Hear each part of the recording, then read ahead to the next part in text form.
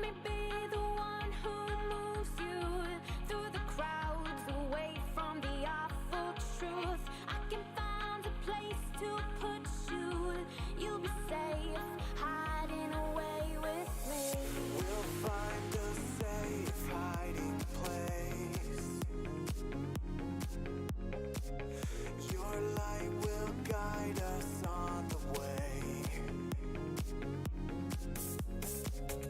You can be my secret in the night. If you ever need a place to hide, I'll be a flashlight.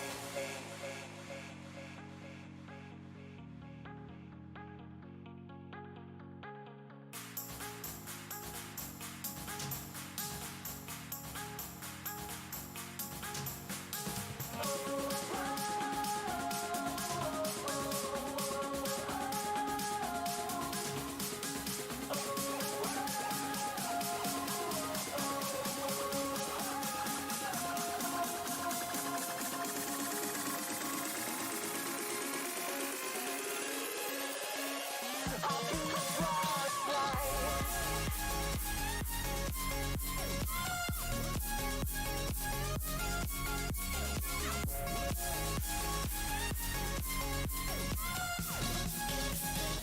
I'll be a flashlight.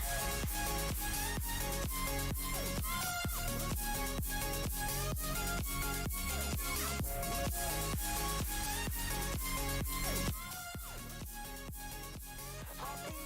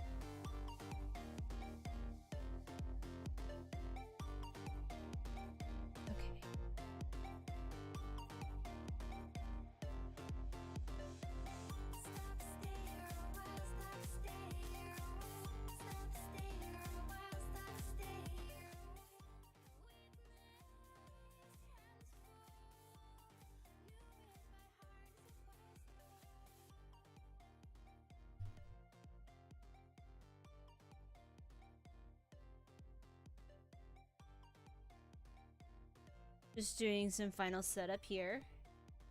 And then we'll start soon. I have everything ready. I have my books.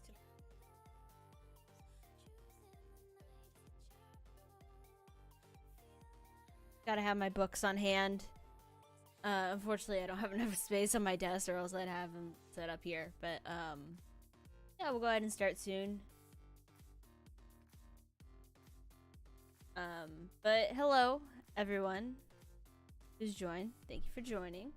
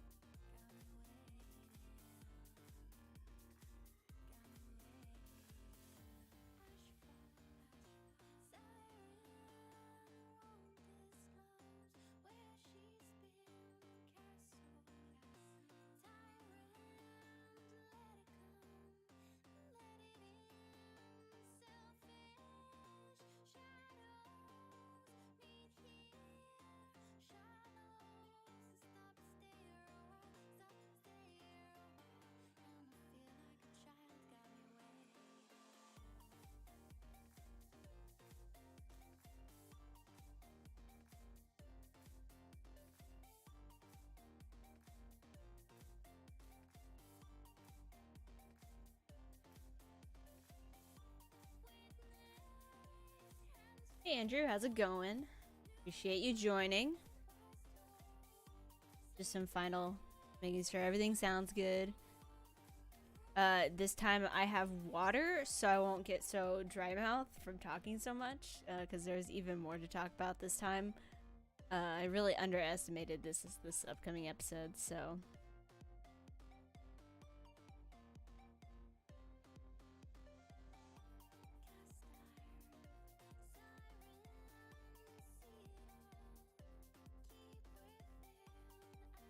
Let's see.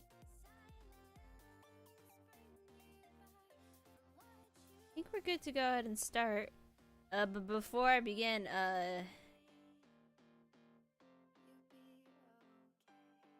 ooh, the Marvel VR.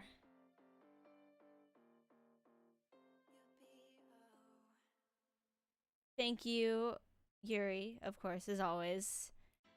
Whether you're hosting me or leaving a lurk, I really do appreciate it. But it will be a gay stream because it's all about women, and that's gay.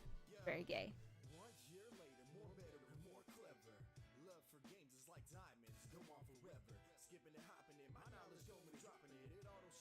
I'm really curious about that Marvel VR game, though. I saw, like, some images for it, and it looks cool, but, like, in theory, it's VR, so, like, how cool can it be?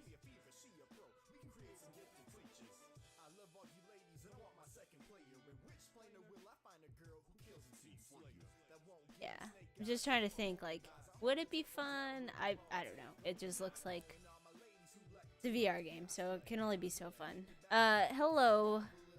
It is fun. That's good to hear. That is good to hear. Hey, Real Joker, thanks for joining. I hope everyone's ready.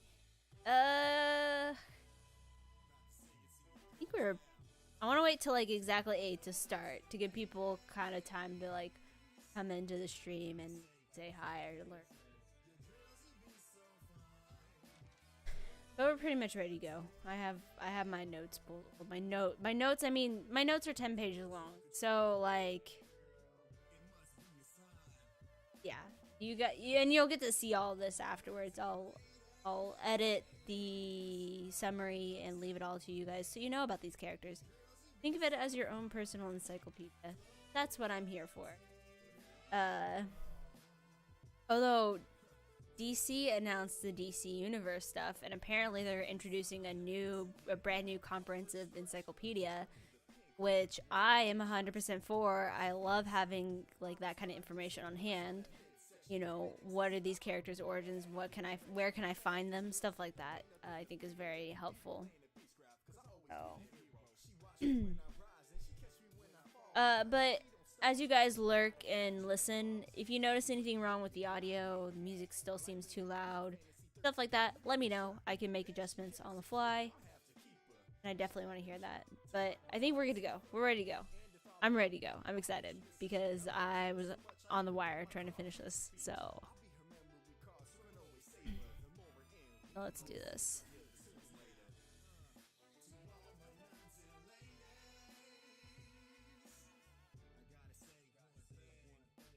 All right. You can tell I switched screens because it got really bright.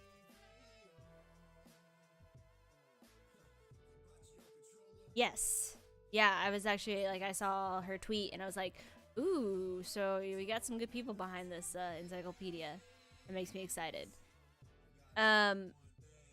So, officially, hello everyone. I'm Amelia and Queen Llama, and welcome to the Themysciran Agenda, episode 2. Themysciran Agenda is a monthly talk show dedicated to all things Wonder Woman. And so this episode is specifically dedicated to the women of Wonder Woman. By no means is it a comprehensive list. There are too many characters to count. So there's gonna, maybe I left someone out. You're welcome to ask questions as we go along. I definitely encourage it. If there's a character you thought of on the fly that is pertaining to the subject, I'll see if I'm not saying I know all the characters, but I will try my best to answer your questions. And if not, I'm more than happy to do some research afterwards and get back to you. But yeah, before we jump in, let me go over the format real quick. I'm always open to suggestions post-show. If you think of something, you notice something, you would like to see something I'm adding in is like a Q&A from the questions you guys ask in my summary, so that way others can see the kind of questions that were asked, if it's super important pertaining to Wonder Woman. This entire episode is dedicated to the women of Wonder Woman. There we go. I'll get this right. Specifically the ones that have a close relationship to Diana and to Wonder Woman's story. They include allies, enemies, lovers, so to speak. You'll hear familiar names from the previous episode, which you should totally go check out. It's on my YouTube page and also on Twitch. But we'll look at them more closely, kind of why I find them very appealing as characters and their significance to Wonder Woman. Again, this list is extremely condensed, but it's still 11 pages long, because I got distracted and started talking about a lot of stuff. But I'm mostly sticking to the Wonder Woman comics. I'll talk about the movie a little bit. I'll talk about the Justice League Unlimited TV show a little bit, because there's some good versions of these characters that you see there. And I'm also talking about my favorite stories from those characters, but also bear with me. It was a bit difficult to track down issue numbers and stories, so I kind of stuck to I stuck to more of the story arcs in general, and my memory on certain stories isn't as good as certain other stories that I've read a lot, so just again bear with me there. But I'm always happy to answer your questions and definitely try my best to help you guys understand these characters and get excited about these characters. Hello, Confusion Grows. Welcome. Thank you for joining. So, I see you're using my sub emote. Or emoji. I don't know if it's emo or emoji. I forget what they call it, but pretty cool. Looks good. But yeah, let's jump right in. Enough beating around the bush here. We'll start with family. This is Diana's direct family. Very, her Amazonian sisters that she's very close to, stuff like that. And then we'll move into friends, allies, and enemies. And you'll see that a lot of the friends, allies, enemies kind of intersect. And that's, I think, what makes Wonder Woman such an interesting character, and the comics are so interesting because, you know, the villains, you're very sympathetic, and I think that's true with all superheroes, but Wonder Woman especially, because I've just read a lot of her stories. But to start it off, we'll talk about family. You know, it takes a island to raise an Amazon. There's a lot of Amazons that I'm not going to talk about. I don't know all of them. I wouldn't even dream to begin to understand or to know all the Amazons on the island, because there's a lot. And then you also have like the actual Amazons from the Greek stories that are also technically a part of Wonder Woman. So it's like there's a lot. But first off, Hippolyta. And you know, I talked about Hippolyta in the last episode because she's super important to, you know, to Diana's story and Diana's, you know, character and like the foundation of her character. So it's hard not to mention her again. You know, if you didn't tune in last episode, Hippolyta is Queen of the Amazons. She's mother to Nubia, Donna Troy, depending on the canon, and of course Diana. So she is interesting in that she starts out as like, you know, Queen of the Amazons, but then she spends some time in the comics and a part of the Justice Society of America as Wonder Woman, and that time as Wonder Woman plays like a pretty big role during the period of Perez's run all the way up into probably New 52. And it's one of those situations where it's like it's a good like kind of long running plot line, like the effects of her being Wonder Woman in the Golden Age, but it's one of those things that you have to read a lot of comics to understand, and not all of them are good. So, you know, moving on from that, Hippolyta, for her biggest struggle is always going to boil down to her duties as queen of the Amazons and her duty to her daughter as, you know, Diana's mother. Often the need to protect Diana is almost heightened by the fact that she's queen of like an actual nation of people that, you know, have their own armies, have military power. Diana, by virtue of not being her mother, sees the world as a much kinder place. Hippolyta doesn't have that same same, not naive understanding, but more benevolent understanding of the world, because she spent a good portion of her life in slavery to Heracles or Hercules, depending on the stories you're reading. And this really kind of informs her way of thinking, but also the way she leads the Amazons. It's very hard for Hippolyta to change her mind, and change the Themyscira in general. And it takes Diana, and it takes like Hippolyta learning about the hearts of humankind and the goodness in us to really kind of feel that she needs to open her doors. And for a while, Themyscira spends a lot of time in our plane of existence as like a sovereign nation, part of the UN, stuff like that. And it's very interesting because she's coming from this perspective of a leader of a nation. You know, she can't drop everything to go save her daughter, and that's a very big struggle for her because, you know, a mom just wants to protect Diana. You know, it's her daughter. Like, why wouldn't she want to do everything she can to make sure her daughter's safe?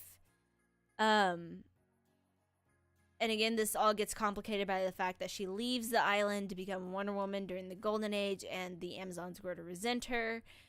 And then it gets even more complicated because she dies, and then Cersei resurrects her to use her, and it's confusing. But you know, long story short, a lot of writers get caught up on this need to make Hippolyta this controlling mother to justify why Diana has to leave Themyscira. Personally, the stories, the better Wonder Woman stories are the ones where Hippolyta lets Diana leave and like lets her compete to be Wonder Woman, and where Diana chooses to be Wonder Woman. and because of Diana's choice to become Wonder Woman, Hippolyta has no choice to let her leave.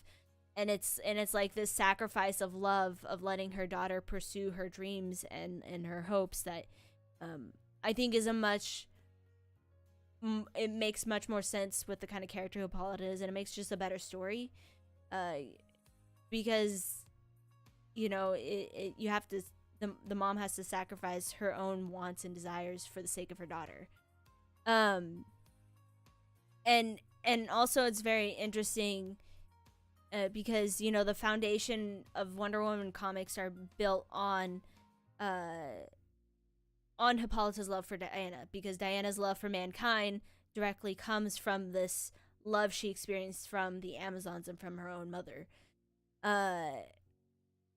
So that's the reason why I think Hippolyta is such a different character from other, from Ma and Pa Kent or Alfred, because of the way they show their love it's much different and much more, I think, intrinsic in the Wonder Woman comics. So that's, really, I find it hard that there's so many Wonder Woman stories without Hippolyta, when she's just like this really important teacher for Diana in a different way than some of the other Amazons are in teaching Diana to fight and to be an Amazon and stuff like that. She teaches Diana to be a good woman. So I think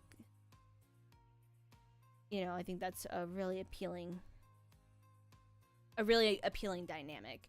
And also, Diana's wish to become Wonder Woman is interesting in the sense, it'd be interesting to see that Diana can't be a ruler of a nation and Wonder Woman. So Hippolyta has to step up and continue to be queen. She can't ask her daughter to come back to take over. And Hippolyta is immortal; she's not gonna die. But she can't retire, because she has to remain queen so that her daughter can be Wonder Woman and be this symbol for the Amazons and a symbol for mankind and peace. So I've always really enjoyed that dynamic. And again, before I forget, feel free to ask questions or comment. It helps calm my nerves. Hey Milo. Honestly, Wonder Woman comics get a rap for being super confusing, but my style of approaching Wonder Woman comics is to approach it by arcs and to read the full kind of collected trade arcs, especially for older comics. It's a little bit different for Golden Age and Silver Age, but pretty much every hero who has Golden Age and Silver Age comics, those storylines are just so singular, within a single episode or within a single issue, that there's not this long running arc between all of them like you see from the 80s onwards, sort of thing. So for comics post Infinite Crisis, for Wonder Woman, you just gotta read the trade paperbacks. You gotta read Greg Rucka's the reprinting of Greg Rucka's original Wonder Woman run and stuff like that. And I think that's the best way to kind of understand her. It can be confusing at times because they mention stuff to other, events, other Wonder Woman runs, and especially from the period of the 80s to 2006 or 2004, it's a long running story arc, and there's some things that get mentioned, but for the most part you can understand the stories, and it doesn't seem as confusing once you start reading it, and once you find that story that really hooks you in, that you're just wow, I like this character a lot, and I love Wonder Woman.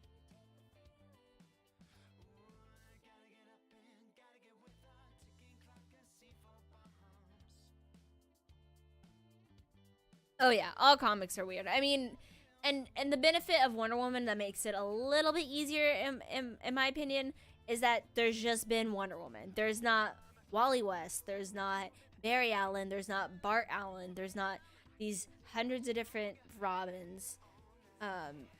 There's Donna Troy, who has her own comics, and that's a whole other thing. But How many do I own now? Legally or like well, let's just say legally I own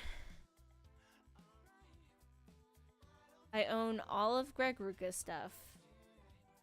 I don't have all Gamble's I own all of the New 52 onward except for the most recent run.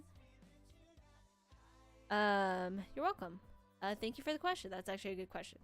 I would say I own a lot. I would say I own a good portion of the 2000s, like from 2000 to like 2018 amount of comics. I own almost all of those in some form of trade paperback. I won't say how much I own via other methods, but I have access to just about every Wonder Woman comic I can find. My goal is to own all of like from George Perez all the way to now.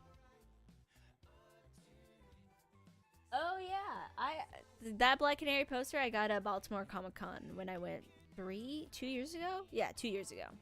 That's where I got it. I met Brendan Fletcher, and yeah, it's pretty cool. So that was fun. That was a lot of fun. But before I get too distracted, just back to the main topic. I actually don't hate the 90s Wonder Woman comics because I like Artemis, and I'm starting to kind of dive into Artemis's kind of introduction and that whole blood and bullets thing.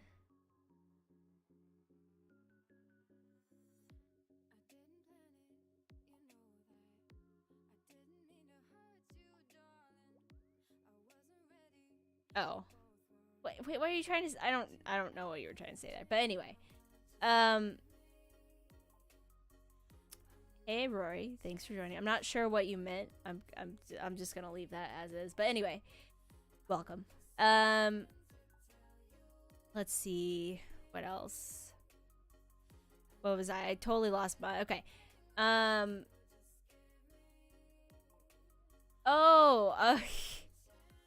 Oh god, it must have been 2016. Yeah, I think it was 2016. It had, yeah. Oh my god, I'll have to ask my best friend because I honestly don't remember. Yeah, but I'm pretty sure it was 2016. That would have been really funny if you were also at Baltimore Comic Con while I was at Baltimore Comic Con. Oh man. But yeah. Favorite stories with Hippolyta. So let me just kind of get this Hippolyta stuff, and I'll get to your question.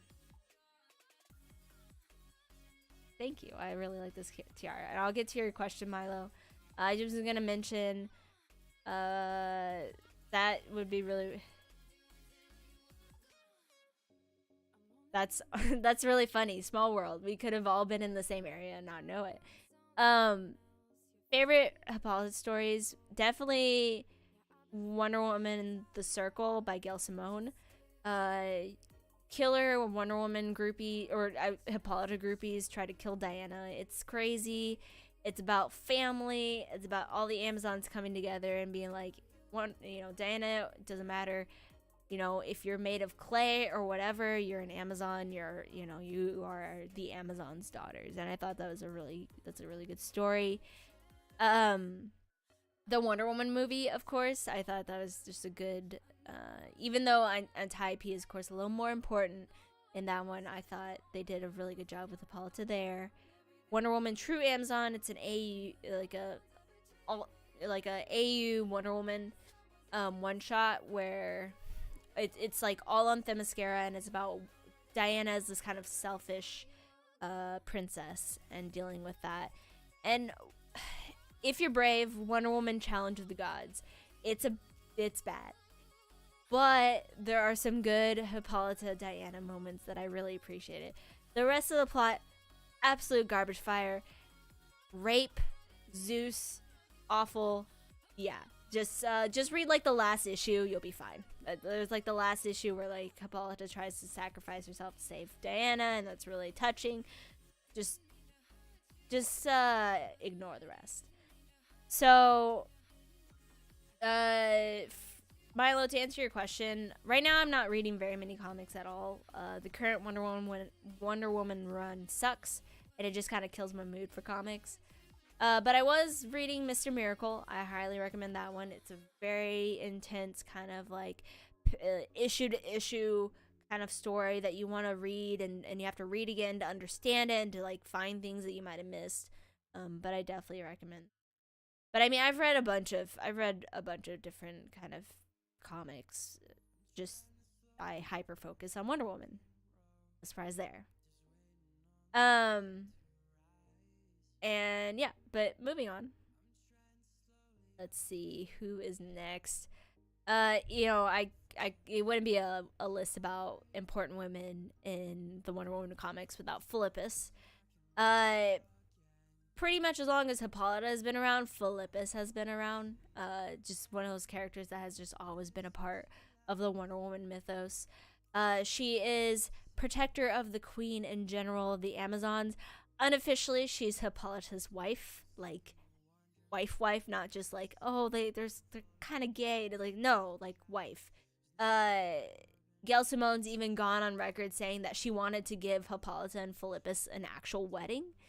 So yeah, it's like the love is not hidden, it's real. They are very much in love. So it's Diana's second mom. So she's one of the few prominent black Amazons depicted in the comics. And she's been an advisor and mentor to Diana and an advisor to Hippolyta, even at one point becoming co-ruler of Themyscira with Artemis when Hippolyta is killed out. Philippus is honestly the closest thing Diana has to, a second mom. She's not the aunt, the friend. No, she's like Diana's mom. People can kind of argue that it's just gals being pals or whatever, but no, it's pretty obvious. Like Philippus loves Hippolyta, and it's a love that's not like an obsession, which one of the other characters is very much like that. It's a love where Philippus is the only person to question some of Hippolyta's decisions, and to help guide Hippolyta through having to let Diana leave the island, but also is like this general of the Amazons and isn't afraid to fight on her people's behalf. There's really only been one instance when Philippus and Hippolyta have like come to blows. There's never been any kind of like story that's sought to like break the Amazons apart and make Hippolyta and Philippus enemies. But, she stopped Hippolyta from defying the gods when Diana was undergoing the 7 labors of Hercules, or the 7 labors of Wonder Woman, whatever you want to call them. And really, Philippus is one of the only Amazons on the island capable of kind of pulling out the royal family, if that's what you want to call them, and lifting them up when they can't really lift themselves up or be good leaders for their people. So it's kind of an understatement to say that she's a super important kind of this side character. She's extremely important, and often her role is interchanged with Antiope in the movie, or Artemis in the animated movie, and I feel like people just don't use her as she should be. That's pretty much what I have to say about Philippus. I just really love her a lot. I love all these characters, but anyway. Favorite stories, Legend of Wonder Woman, absolutely. It's a phenomenal story all around. But in this one, Philippus is she teaches Diana, she prepares Diana to be Wonder Woman. In the sense that Antiope prepares Diana to be Wonder Woman in the movie. And then the circle is really good. That's kind of like where you see how Philippus has kind of been keeping everything together in terms of like making sure the Amazons don't like lose their damn minds and stuff like that. And then Philippus shows up, of course, throughout pretty much every comic like Wonder Woman comic you can think of. Mostly starting around the Perez era, but she's been around before that. And I think like there's one moment that's really, because again, Hippolyta is killed and resurrected by Circe as part of like this very elaborate plot. And there's this one part where, you know, Hippolyta is back and she's like really excited to be alive again. And the first person she sees is Philippus, who I don't even know why, but she's like, Philippus is half naked. And all the Amazons are like half naked because they all like suddenly like reappear on the island because they were also like lost for a really long time. It's confusing, but anyway, you know, Hippolyta and Philippus share like a half naked hug. It's pretty gay. So that was, and it's just and the dialogue is funny because like it's just more circumstantial that they happen to see each other first, but it's also extremely gay. But yeah, Philippus, totally awesome, total badass. I almost wasn't going to mention Antiope just because her role in the comics is a lot different than it is in the movies in terms of like her importance, but just as because I've started reading more 90s comics, you kind of see how she becomes more important in that sense. Antiope is Hippolyta's sister, who's murdered before Diana's born. So she's one of those characters kind of killed off screen or off panel. And it's just kind of like, you know, is she really that important? But as you read the 90s comics, you realize, you know, you learn that she, after their enslavement to Heracles, she leaves, and they break free and they kind of begin to establish the Themyscira. She leaves Themyscira with a group of Amazons, who later are called the Bana Migdal Amazons, and I'm probably saying that wrong. We'll just call them the Bana Amazons for short. And basically renounces the Olympian gods and adopts the Egyptian gods. The Bana, they worship Isis specifically, and Isis protects them, and kind of they make their own Themyscira on Earth.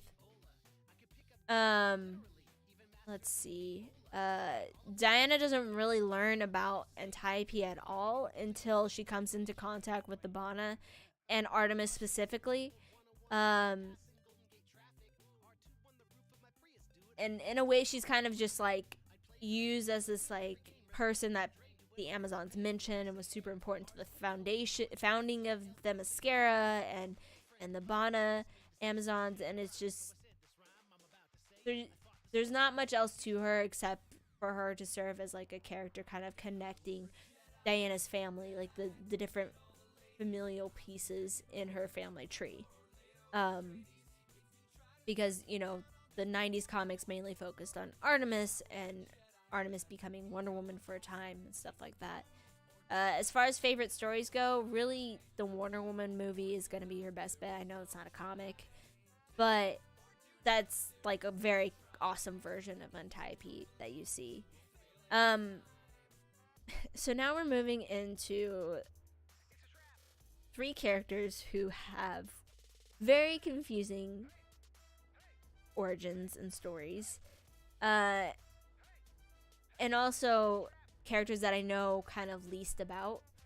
And that's, you know, Nubia, Donna Troy, and Wonder Girl. It's mainly because most of their stuff occurs... Well, Nubia is because no one ever talks about freaking Nubia. Everyone forgets Nubia.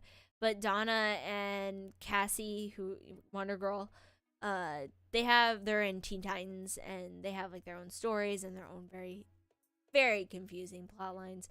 But I just want to mention them anyway because, you know, they're awesome. You know, they're family. How can you not mention them, right? So Nubia, the Forgotten Amazon, she was formed from black clay. Yes, black clay. I know. Silver Age was weird. In the Silver Age, like, there was bad decision making. But she is Diana's sister. Like, she's made from clay just like Diana. And she's stolen by birth by the god Ares. Yeah, comics are very weird indeed. She's trained by Ares to destroy the Amazons. Diana stops her and kind of makes her realize that, hey, we're both Amazons. And then it's later revealed, like, oh, she's actually your sister. And it's like, whoa, that's cool. And then you never hear from her. And you never see her again. She pops up later on as, like, the guardian of the River Styx. And that's kind of cool. The most recent version of her is the Multiversity version, which was a Grant Morrison comic. Hate the guy, but Nubia is Wonder Woman in an alternate Earth. I think it's Earth 23. So yeah, that's nice. But you know, it'd be nice if they actually acknowledged that Diana has a sister.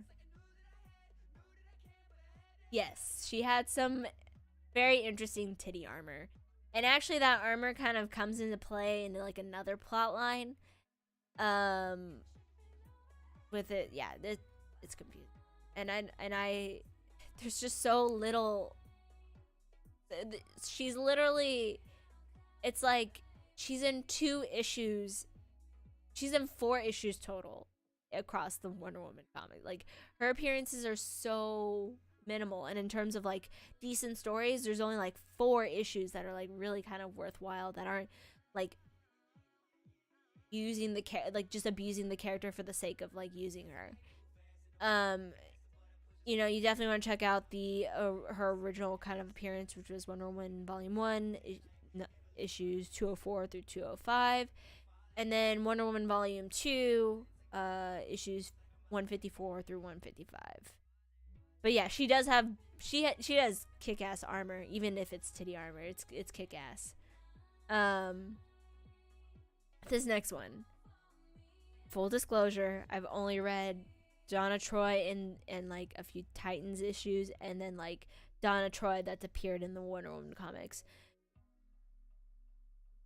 This girl has the craziest timeline and the most confusing. Like, you think Wonder Woman is confusing? Thank you for the smash button. Donna Troy's on another level of confusing as far as comics go. Because first of all, she was like confused as a character that didn't actually exist. So, first of all, writers, please let Donna Troy be happy. She doesn't deserve any of the hardships she faces. Donna Troy is Wonder Woman's sister, but it depends on the issues of comics you're reading, and it depends on the writer's mind. In the Silver Age comics, Wonder Woman went on adventures with Wonder Girl and Wonder Tot. But in reality, Wonder Girl and Wonder Tot were just de-aged versions of Wonder Woman, kind of existing on the same timeline, and actually just one singular character. It was just Wonder Woman.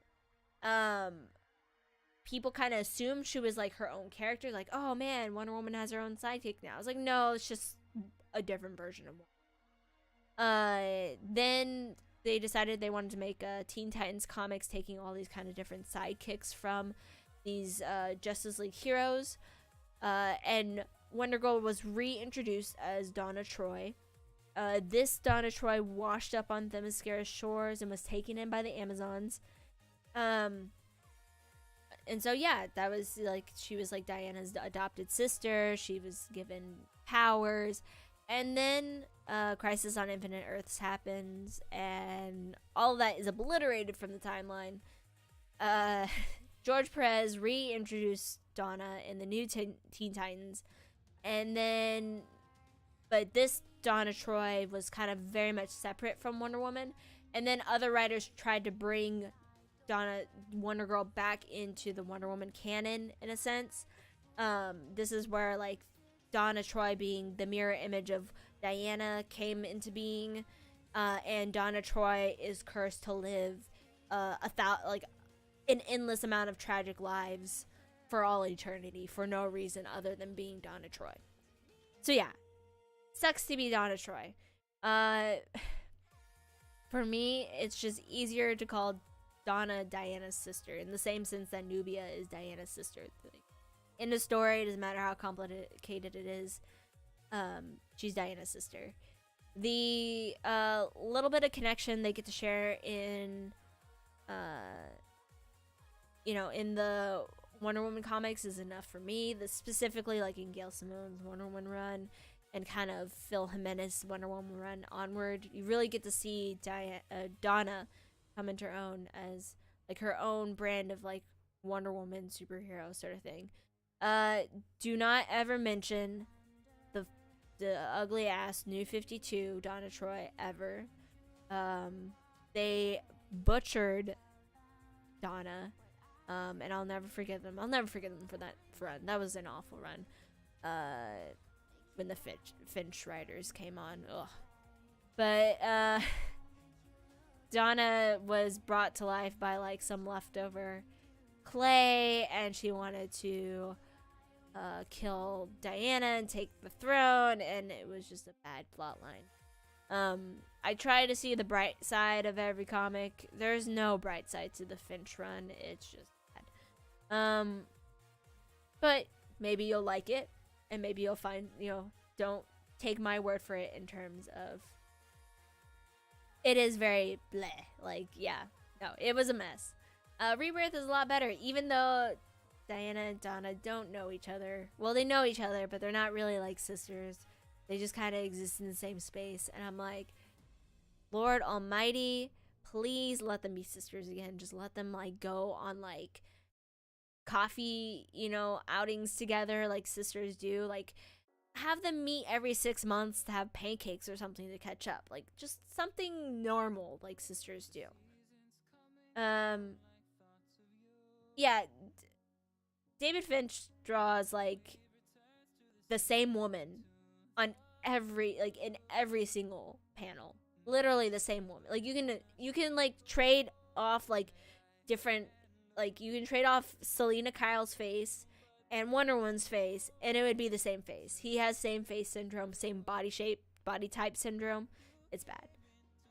As far as favorite Donna Troy stories go, Titan's Rebirth is really good. I think that's a good Donna Troy story. Wonder Woman Volume 2, Issue 47, I like. Wonder Woman Gods of Gotham is really good, and also brings in all the Bat family too, so it's like a Wonder Family, Bat family team up. Gail Simone's Wonder Woman run, I think, does a good job of having, and actually kind of like the issues before Gail Simone takes over, where Donna is the acting Wonder Woman, are pretty good for her. So those are all kind of good stories with Donna, and I love them a lot. Did you have it on pot? Oh no, yeah, no, since it's live it keeps going. But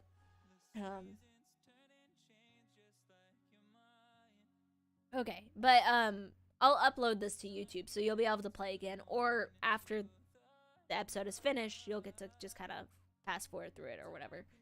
But yeah, you'll have it. You'll be able to go back and forth afterwards. Sorry, Andrew. To keep this ball rolling, we're almost on an hour and we haven't even gotten to Friends and Allies. Wonderful. There's a lot. There's like, this is 11 pages worth of stuff that I've written. So it's my belief that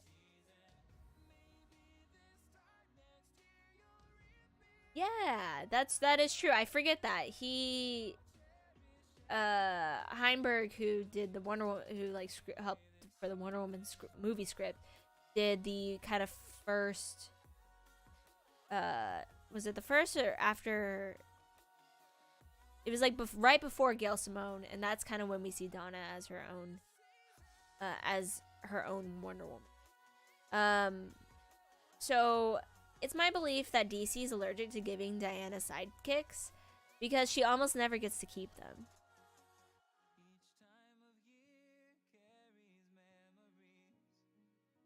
No, are we thinking of Alan Heinberg? He did his run much later, like around Gail Simone. I think maybe I'm probably thinking of a different writer then. Yeah, no, after Infinite Crisis would be George Perez. That's who took over. As far as like who was writing Teen Titans, I don't know that. I just know that Heinberg wrote Wonder Woman comics right before Gail Simone did.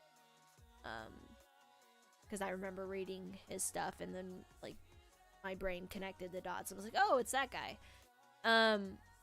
So yeah, DC's allergic to giving Diana sidekicks. She never gets to keep her sidekicks. They go off and do their own thing. And I'm just like, Batman keeps like 80 Robins in the back of his car.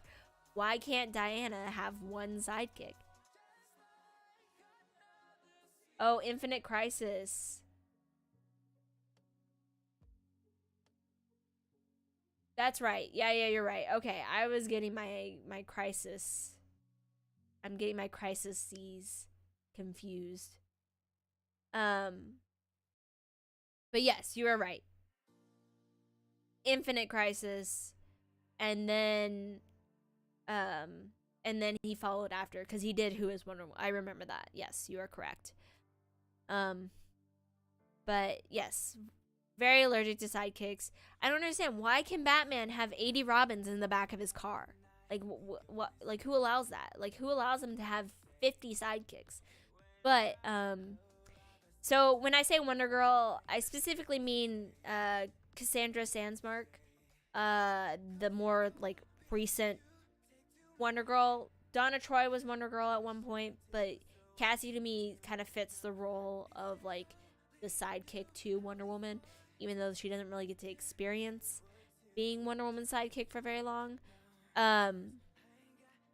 So Cassie is her mom is Helena Sandsmark, who Helena is the she's a curator for a museum where Diana ends up working, and that's how they meet, and that's how she meets Cassie, who dons these different articles of clothing that have the different powers of the gods. So like she has this, they had sandals of Hermes, and like her bracers are called a certain thing.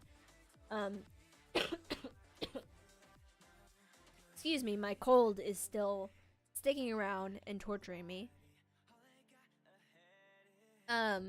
So it's revealed over time that Cassie is actually Zeus's daughter, and Zeus kind of steps in and like gives her powers.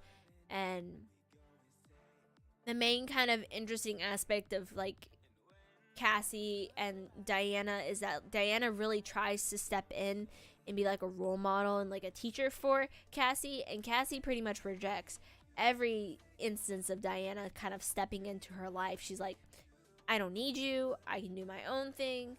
And I guess that's very much like something a sidekick would do, is like reject being, you know, the student to someone. And then there's also like a lot of she has a lot of like anger because she's a demigod, and generally when you're a demigod you're just quicker to anger. It's just something that I like to do. And then there's like a lot of complications because in like Teen Titans at the time there's just a lot of plot lines going on, and I don't know all of them.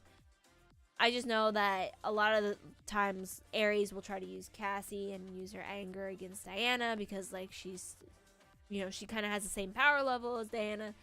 So, you know, Diana's just, she's not trying to be a mom, but she's just trying to be a good teacher to Cassie, and they kind of just essentially end that relationship in the comics, and she doesn't get to.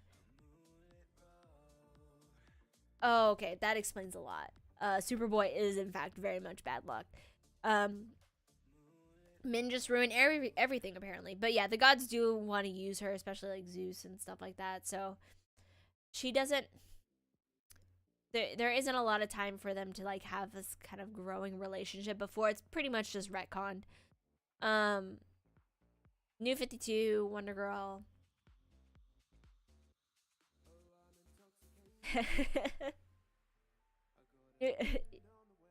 At least you try.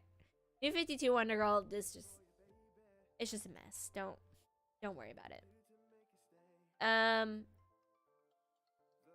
So that kind of ends the family aspect of Wonder Woman, like the women of Wonder Woman, and now I'm moving on to like the friends and allies.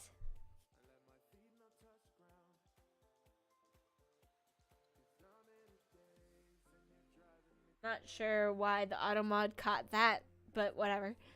I guess thanks Scott Lobdell is is is enough to be modded, but anyway. Let's see. Okay, so I had to start the friends and allies list not with Etta Candy because we all love Etta Candy and she's just right after this character, but Io. Wow, actually I put Etta Candy way low on the list. That's not that's just because that's the way I wrote it, but I want to start with Io, who in my opinion is one of the few female romances Diana has in the comics, and like that's actually like explicit enough to where you're not implying things and pretending it's there and pretending it's gay. It's like very much a romance. Io is the chief blacksmith of the Amazons and creator of the purple healing ray in the Rebirth comics, which is a magical ray that cures all wounds. So Diana and Io never have like go on dates kind of love, or like a love like Diana and Steve have, where it's pretty much explicit.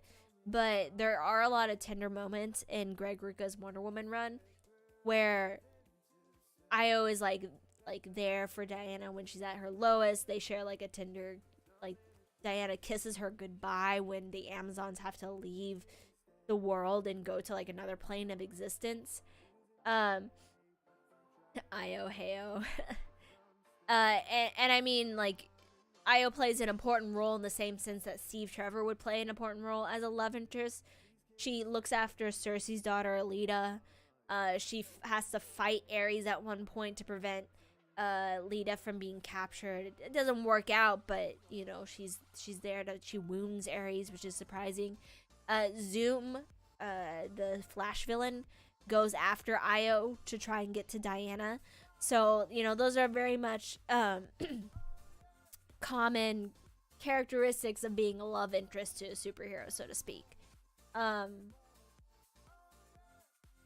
It's honestly, people try to say, oh, they're just friends, there's nothing to it, but really it's hard to deny that that they didn't love each other. I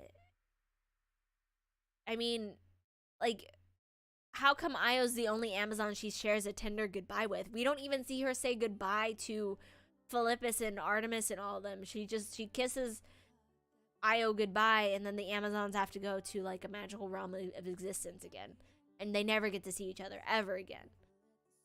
And that's never resolved. It still isn't resolved. They don't get any closure. They don't get to like, even in Rebirth, they don't really like meet again as that same kind of level of romance. If DC ever decided to like explore Diana in a romantic relationship with a woman, I would really want it to be Io, because there's that history that they can use now. And it's very sad because Io is this really buff blacksmith that loves Diana, and I don't know if Rucka intended it that way or he just wasn't able to, but it's just like they don't get to explore that relationship deeper, and it makes me very sad. Very sad. So that's Io. She's really cool. She's one of those Amazons that like doesn't get enough credit, but it's like she's there, she's making weapons, she plays an important role in like a lot of the plots. I like her a lot. Favorite stories would have to be Rucka's original Wonder Woman run, all of it. She's not in every issue, but she's in a lot of those issues. She shows up in Rebirth briefly, but it's honestly, it's not worth it as far as like good stories go, because that's not the focus of the story. It's about reunited Diana with her mother and stuff like that. Stupid tag. That's what I keep hearing. So the next character I want to talk about is Mala. She's from the Golden Age comics.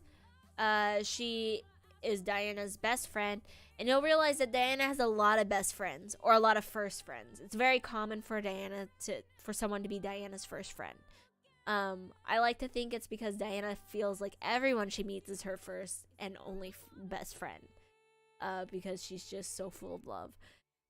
But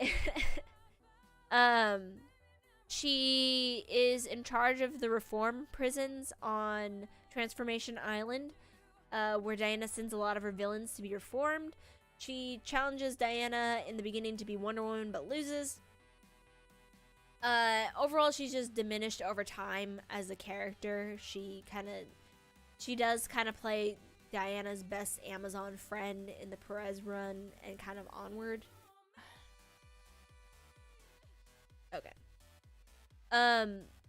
As far as favorite stories, I would just say I couldn't. It was hard for me to pinpoint the exact Golden Age comics that she appears in. I tried looking on Comic Find to find like a better issue, but I couldn't remember which one was the Transformation Island one. So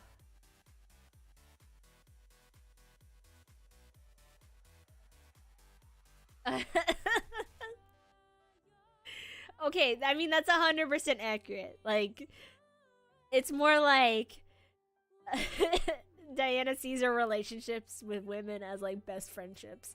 Like, not even kidding. Although I think if the writers would let someone do it, Diana would be a very much out woman in love with both men and women. But I don't think anyone's ever wanted to ever write that kind of story, or has been allowed to, for that matter. Yeah, it's very true. Especially because Mala lets Diana borrow her clothes all the time, and it's like, Diana, do you not have clothes of your own? Like, you live on this island. How do you not have your own clothes? So, yeah, no, it's pretty gay. So I'm currently reading Diodato's Wonder Woman run. That's where he introduces Artemis. So there's still a lot of information I'm pulling from that run about Artemis. And I don't have much interest in Artemis's solo stuff because 90s comics scare me. They're not necessarily bad as far as Wonder Woman goes, but other stuff is very iffy, and it's very, I don't know, kind of weird. So Artemis is Abana Amazon, which is one of the rogue Amazons, which is a sect of rogue Amazons that left Themyscira and live in the Egyptian desert. They've renounced the gods. They're protected by Isis. The Bana come in contact with the man's world. They pick up their weapons. They know how to shoot guns. They're like the edgier Amazons, essentially. And that's 100% what Artemis was intended to be. She is the edgier Wonder Woman. Diana and Artemis start off as enemies. The Bana and the Themyscirans hate each other. Well, the Bana definitely hate the Themyscirans. The Themyscirans, like, didn't really know they existed. They kind of knew that there's Amazons out there, but they didn't want to care about it. The Banas specifically hate Wonder Woman for the destruction of their home in the desert. That's kind of how they're kind of brought back in to Themyscira, and Hermes destroys their home for like some, I think it's because he's like in love with Wonder Woman. It's weird. So Cersei kind of like rolls up and it's like, hey, do you want to destroy the Themyscirans? I can help. And basically she like makes this centuries long plot to destroy the Amazons completely by pitting the Bana and the Themyscirans against each other. Artemis beats Diana in the challenge to be Wonder Woman, and spends a good time in the comics being Wonder Woman. That's what I've heard. I haven't actually read it because it's Lobedale and I'm scared. But I heard Artemis is pretty good in that one, which is fine by me. You know, Artemis was supposed to be this more violent version of Diana, like the anti-hero Wonder Woman, so to speak. Really, Artemis gets to be a better character after the drama between the Bana and the Themyscirans is for the most part resolved. And she becomes like this general of Themyscira, and at one point ruler of Themyscira, taking care of the Amazons, having to defend them against the Omax, all of these like confusing runs. Oh,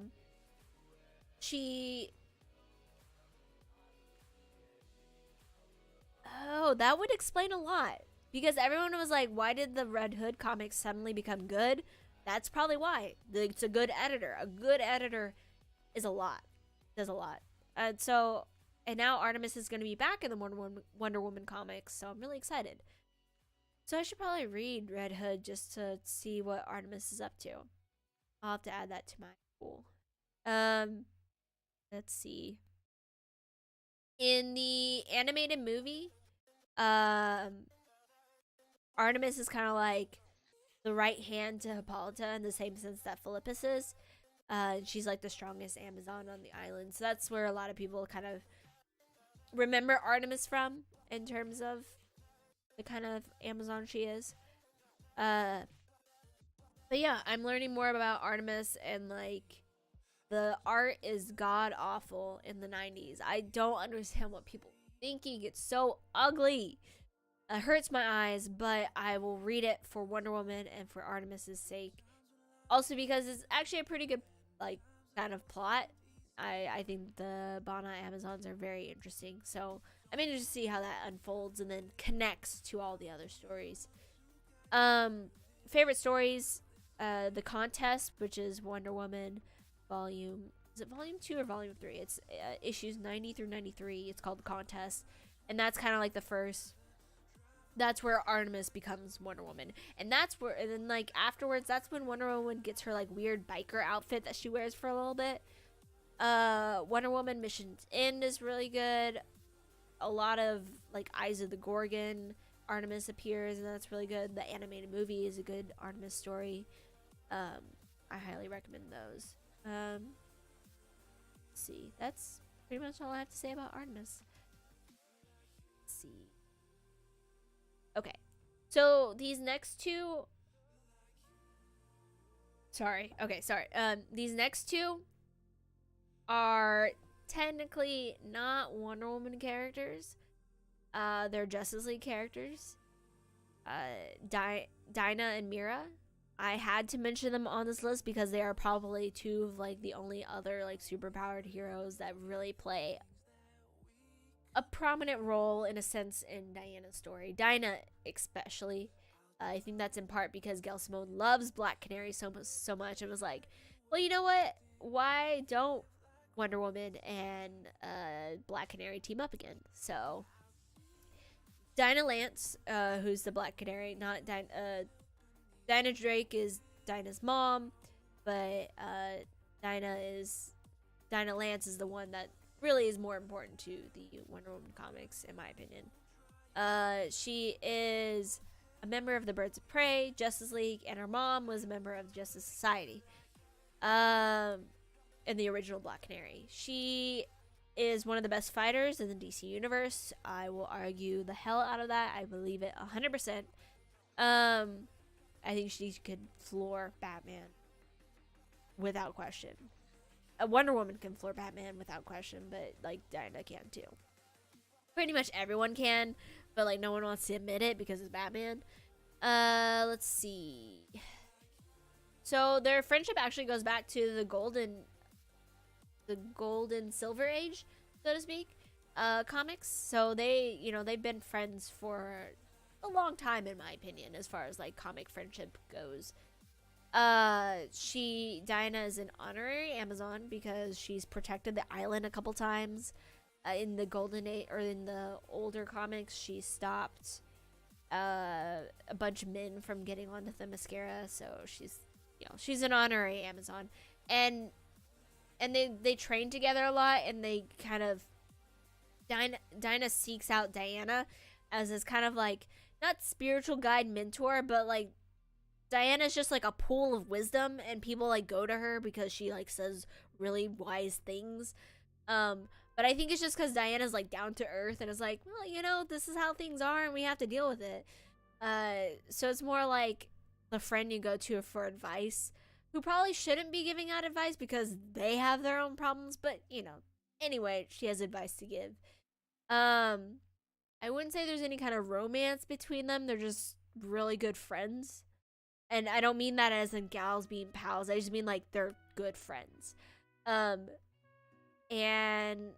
they had like among the superheroines that are a part of the Justice League, I would say Diana and Diana have like this sense of sisterhood that not a lot of the other female superheroes that are in the Justice League get to share. Favorite stories would be Wonder Woman Volume 1, issue 216. That's the infamous cover where Black Canary is holding up a picture, or like she's like, men can't enter Themyscira, and it's a really cool kind of like cover as far as old issues go. And then of course Wonder Woman Volume 3, 34 through issues 34 and 35.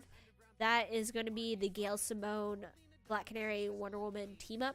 It's really funny and it's really good. I like the way Gail Simone always writes Wonder Woman with a good sense of humor, and Black Canary and Diana like really they work well off each other. God, this cold is killing me. I'm sorry, y'all. This may seem like a stupid question, but is breast milk vegan? Can I call you back in a bit? I have to Skype my lactation consultant. She looks so good when she shops organic. Okay. She cares about her baby and the future of our planet. But life has gotten hectic now that she's become a mom. Though the charter school waiting list isn't all that long. I'm not dying. I'm just super stuffed up, so it's very hard to talk. I took allergy medicine, but it's not working. Because her Greenpoint sublet had to go. Bedford got too crowded and she'd seen enough shows. So she married a designer and moved to Park Slope. Okay, we're good. And they took out a loan. And her Etsy store has Just still stuffed up. since Ellen Page Instagrammed her diaper. So I took like cough medicine and allergy medicine beforehand, so I wasn't like coughing into the mic. And now it's just like completely like left me like a balloon. So allergies are fun, and I apologize. Maybe one day I'll do an episode of the Themysciran Agenda where I'm not dying, or like dying of thirst. You know, one of those two. The next character, Mira, she's the queen of Atlantis, and also Diana's first kiss. Now I know that happened in like DC Bombshells, which is like this super AU comic, but according to Rebirth, all canons exist. So therefore, the kiss between Mira and Diana exists in the canon. That's what the editor said, and what the editors say go. But anyway, Diana and Mira have a close relationship because Diana and Arthur are very close as far and are really good friends. I think that's because Diana and Arthur are both royalty, so to speak, and you know they're like too good for everyone. It's true. They have to team up with Batman. I mean, everyone's better than Batman, but they understand like the complications of being a ruler of a Diana a little less so, being the ruler of a group of people, of a nation, which is one of the great conflicts with Arthur and Tamira in extent, as she, especially now because she's becoming more a prominent member, part of the Justice League, and taking on the role of like Aquaman, so to speak, for Arthur. Diana has a room in Atlantis that's her own, like that she can go and stay in. I don't think Arthur would ever offer Batman a room in his house ever, because they hate each other. They don't hate each other, but they don't like each other either. So yeah, that's the kind of like, you know, hey, you can stay at our place because you're a good friend, you know, come crash on our couch. So I always thought that was like pretty cool. And then of course there's histories between Atlanteans and Themyscirans and the Amazons. So I always find that dynamic very interesting. Really, you're only gonna find that kiss in DC Bombshells. Although in my mind and my heart, it exists in all canon. So, yeah. Okay, now we'll get back to Wonder Woman characters. Of course, I couldn't leave off Etta Candy. She was like, she's the first name I put in on this list, but not necessarily the first one that I like wrote for. She's Wonder Woman's original sidekick, and Wonder Woman's original best friend. Like, Diana has a lot of best friends. She has a lot of first friends. Etta Candy is Diana's original best friend.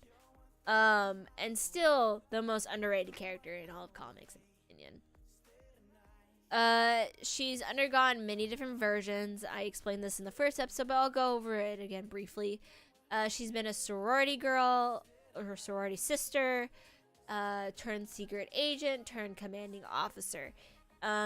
She was a sorority sister in the Golden Age and Silver Age. She kind of goes away for a little bit and then is brought back as as an Air Force officer. Well, not officer, but as a cadet. And then Gail Simone turned her into a secret agent, kind of like Diana, like the Diana Prince era kind of stuff. And then in the Rebirth comic, she comes back as Steve Trevor's commanding officer. In that time between all the different versions, she becomes a black woman, and since the New 52, since the New 52, she's been a black woman. She's stayed like that, and it makes sense. I'm sure there's characters out there that have been changed like that, but I think she's much more compelling now, but I think that's in part because Greg Rucka is a good writer, and because she's like not this side character anymore. She's a commanding freaking officer of like a military secret force. She plays an important role. Not only that, she's Diana's friend, and so it's very interesting dynamic. And she's a lesbian. She's an out lesbian.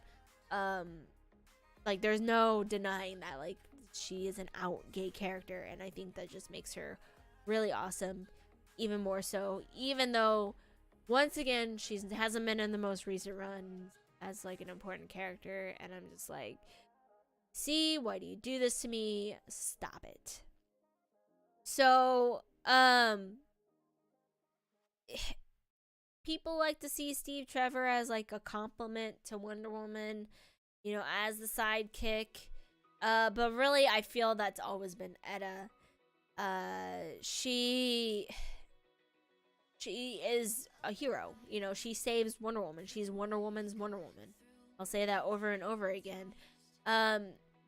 Writers like to treat her as like this insecure drag, next to the confident and I think that's just because writers can't write two women in the same room without, you know, freaking out and losing their minds. She keeps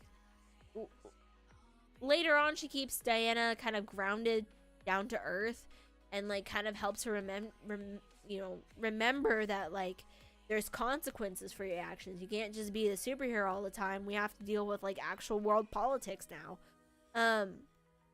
So she kind of exists as like a North Star for Diana to kind of like call her out. You know, she isn't afraid to be like, Diana, you're wrong, and like, Diana, you're being mean to Barbara and Minerva. Like, stop being mean. Diana wasn't really mean. It's just more like Diana's dumb. You know, she has to like, Etta has the strongest bond with Diana. I say that about every character, but I mean, like, this is Diana's best friend. There's no beating that. Although I 100% support the idea of Etta replacing Steve Trevor entirely and being Wonder Woman's love interest. Nothing against Barbara Ann and Etta, tragic love, which is in fact canon. I think Gail Simone and Greg Rucka did a great job with Etta as a character, making her this badass military woman that she is today. And I feel like the only reason Etta is such like a career woman who's a commanding officer and all that is because she was reintroduced by other writers. You know, she's become a very logical thinker to the very emotional Steve and Diana. Sometimes Steve is just like so emotional. I'm like, dude, calm down. But she's able to see a larger picture and see a lot of the consequences Diana can cause when she just acts. And I think that's a big thing they've explored in the recent Wonder Woman comics. So, favorite stories? It's got to be the original Sensation Comics, Gail Simone's run. Anytime Etta has appeared in the Charles Marston's run, The Legend of Wonder Woman especially was a good story for her. So yeah, Etta's really cool. You really should just read Legend of Wonder Woman and just find out how cool she is. So, but yeah, peace. We're getting close. Trust me. We're on page 6. So maybe it doesn't sound that close, but we're getting close. I wanted to mention, I'm gonna butcher this name. So bad. Julia. Oh my god. Okay, we'll just call her Julia. She, Dr. Julia. Yeah, I'm not gonna say that name. 6 of 11. Okay, don't listen. There's a lot. There's a lot of characters. Okay. So Julia Capitelis is the first woman Diana comes into contact after she leaves Themyscira in the Perez run. She becomes good friends with Julia and her daughter Vanessa. Unfortunately, Vanessa ends up becoming the Silver Swan through no fault of her own. Julia kind of connects Diana to man's world, and because of Julia's like knowledge of ancient Greece, she helps Diana kind of like not feel homesick as much. Yeah, definitely. Thank you for joining. I appreciate it. Have fun at your meeting. Ugh, I'm not envious. Unfortunately, Julia and Diana's friendship is very much strained and pulled. They remain friends, but it's very tenuous. Mostly because all of Diana's villains torture Vanessa and turn her into a villain. It's awful. I don't know who thought this was a good idea. And really,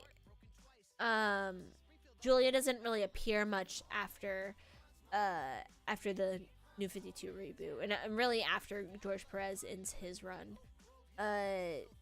Wonder Woman Gods Immortals is her first kind of appearance. Wonder Woman Volume 2, issue 46. I recommend this with a warning because it is about teen suicide, but I thought it was an interesting comic because it's not something you normally see touched in like a cape comic, in like a big 2 kind of comic. And it's very sad, and unfortunately what they do with that comic afterwards just kind of like leaves a sour taste in your mouth. But you know, read at your own discretion, but I just wanted to get that kind of warning out. So yeah, now that's kind of the more important friends and allies. There's a lot of great characters in Eyes of the Gorgon, and like that whole run where Diana's an ambassador because she has like her whole team and of like lawyers and doctors and Minotaur who can cook. There's a lot of great characters there that would be worth mentioning, but you know, we are constrained for time and I don't want to go much more over 2 hours, which I think we're gonna end up being pretty long. So I understand. There's just a lot of information. I want to make sure you guys get kind of the more pertinent stuff. So on to enemies. The one I want to start off with was Alcyone, because I'm probably saying all these names wrong. I'm just awful. I'm from Texas, and I blame Texas. I blame the education system. I like to call her Hippolyta's groupie. She is the former captain of Hippolyta's royal guard, so like the people that protected Hippolyta, and she attempts to murder Diana on multiple occasions, believing Diana to be the source of all misfortune on the island. Basically, it's like, basically, Hippolyta was like, I want a child. And so she makes a child out of clay, and Alcyone is just like, oh, what are you doing? That's crazy. This child is going to kill you. I hate this child from taking you away from me, sort of thing, and is obsessed with Hippolyta. Tries to kill Diana, and basically tries to like convince all the Amazons that Diana is like this monster golem thing. And it's a very good plot. As funny as I call them Hippolyta groupies, but it's a good story about the Amazons coming together and Diana realizing, you know, that she is their child, so to speak. She's the child of the Amazons, not just Hippolyta alone, but you know, they all helped raise her. This is her home, and her connection to Themyscira, as because she was made from its clay, essentially from the island's clay, is that yes, there's this darkness to the island, but ultimately Diana is this representation of the light. It's actually very similar to like Rey's journey in The Last Jedi, simply because like they talk about the dark heart of Themyscira and all that, which ends up being like a giant sea monster or whatever. But I just thought that was kind of similar. And I read The Circle first, of course, before The Last Jedi, but it just made me think of that. Really, she's only appeared in The Circle. I think there might be some. Let's see, got a cough again.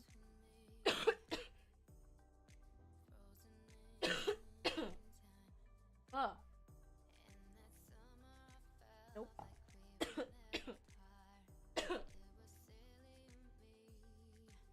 I apologize for being sick. I should probably see the doctor tomorrow. It's been like a week and a half of me with a cold, so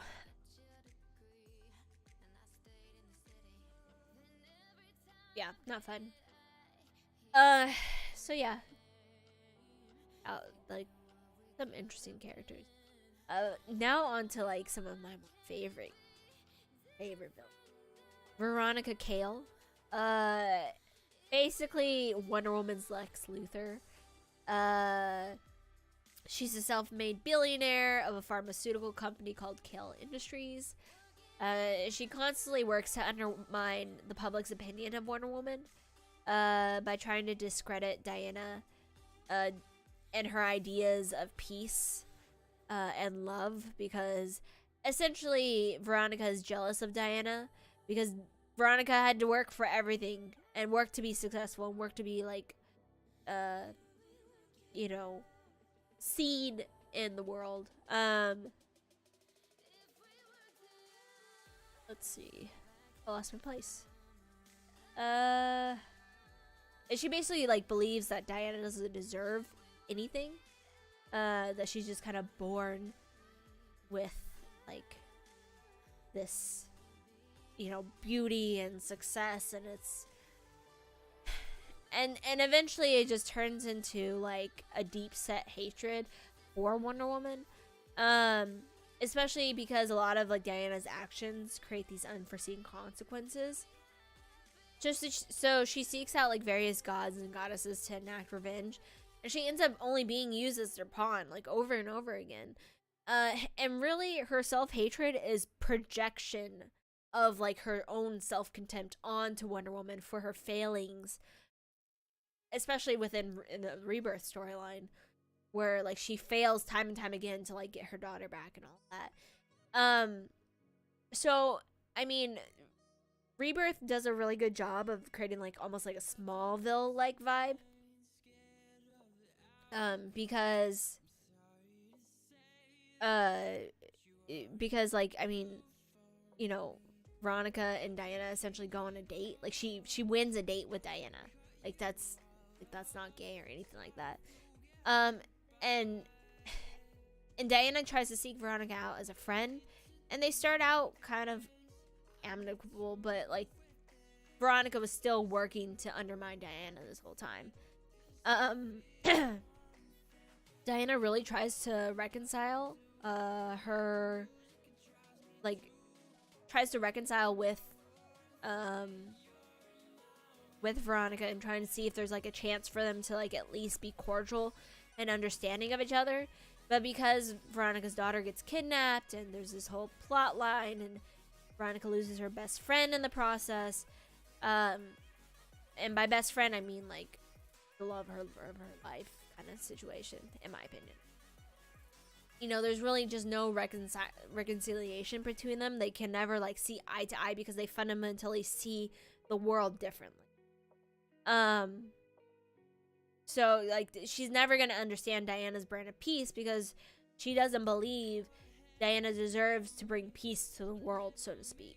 And I think it's the same sense that Lex Luthor and Superman are never going to see eye to eye in that sense, in that ideological sense, so to speak. And that's what I think makes her such a compelling character, is because you see her fail and fail again, and you know she starts out, you know, not necessarily as like a bad person, you know, but she has her own set of privileges and she uses those to her advantage to do bad things, and you can't forgive her for everything, and you can't reform her for everything. It's very interesting because she started out as just kind of like Lex Luthor stand-in, but like over time she's become like this pretty complex villain with you know, sympathetic motives, so to speak. So she's definitely, read about her in Veruca's original Wonder Woman run.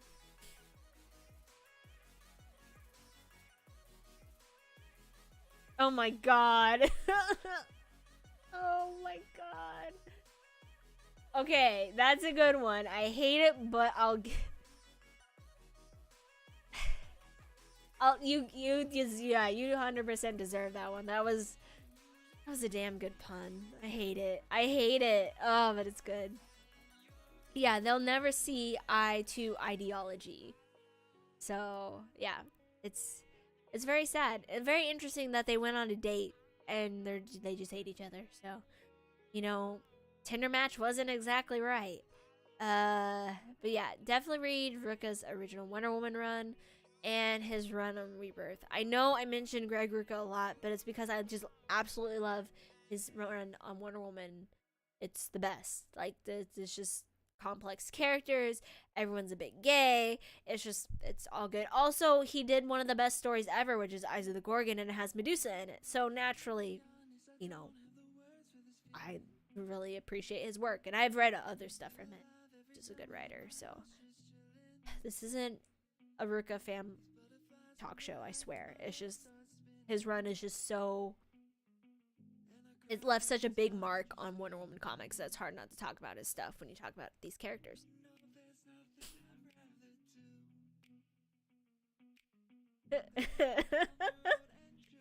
Okay, that's, oh my god, you guys have to stop. This is torture. That's a good follow-up.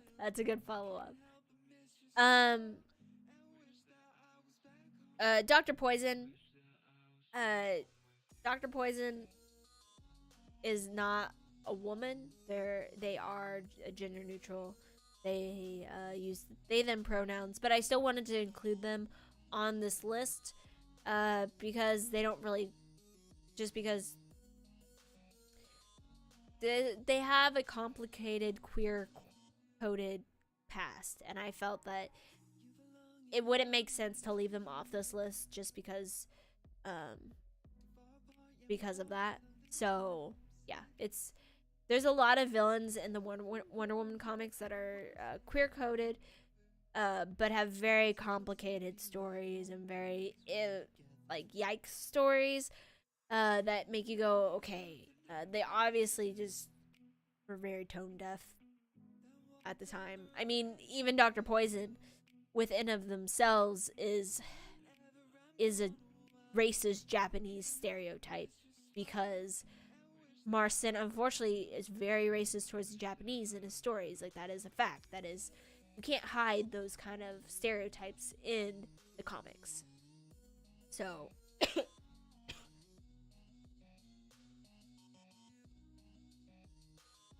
I am sorry, y'all. This cough, it just sneaks up, and then I'm like, oh, I'm fine, and then it's like, oh god, I can't hold it in.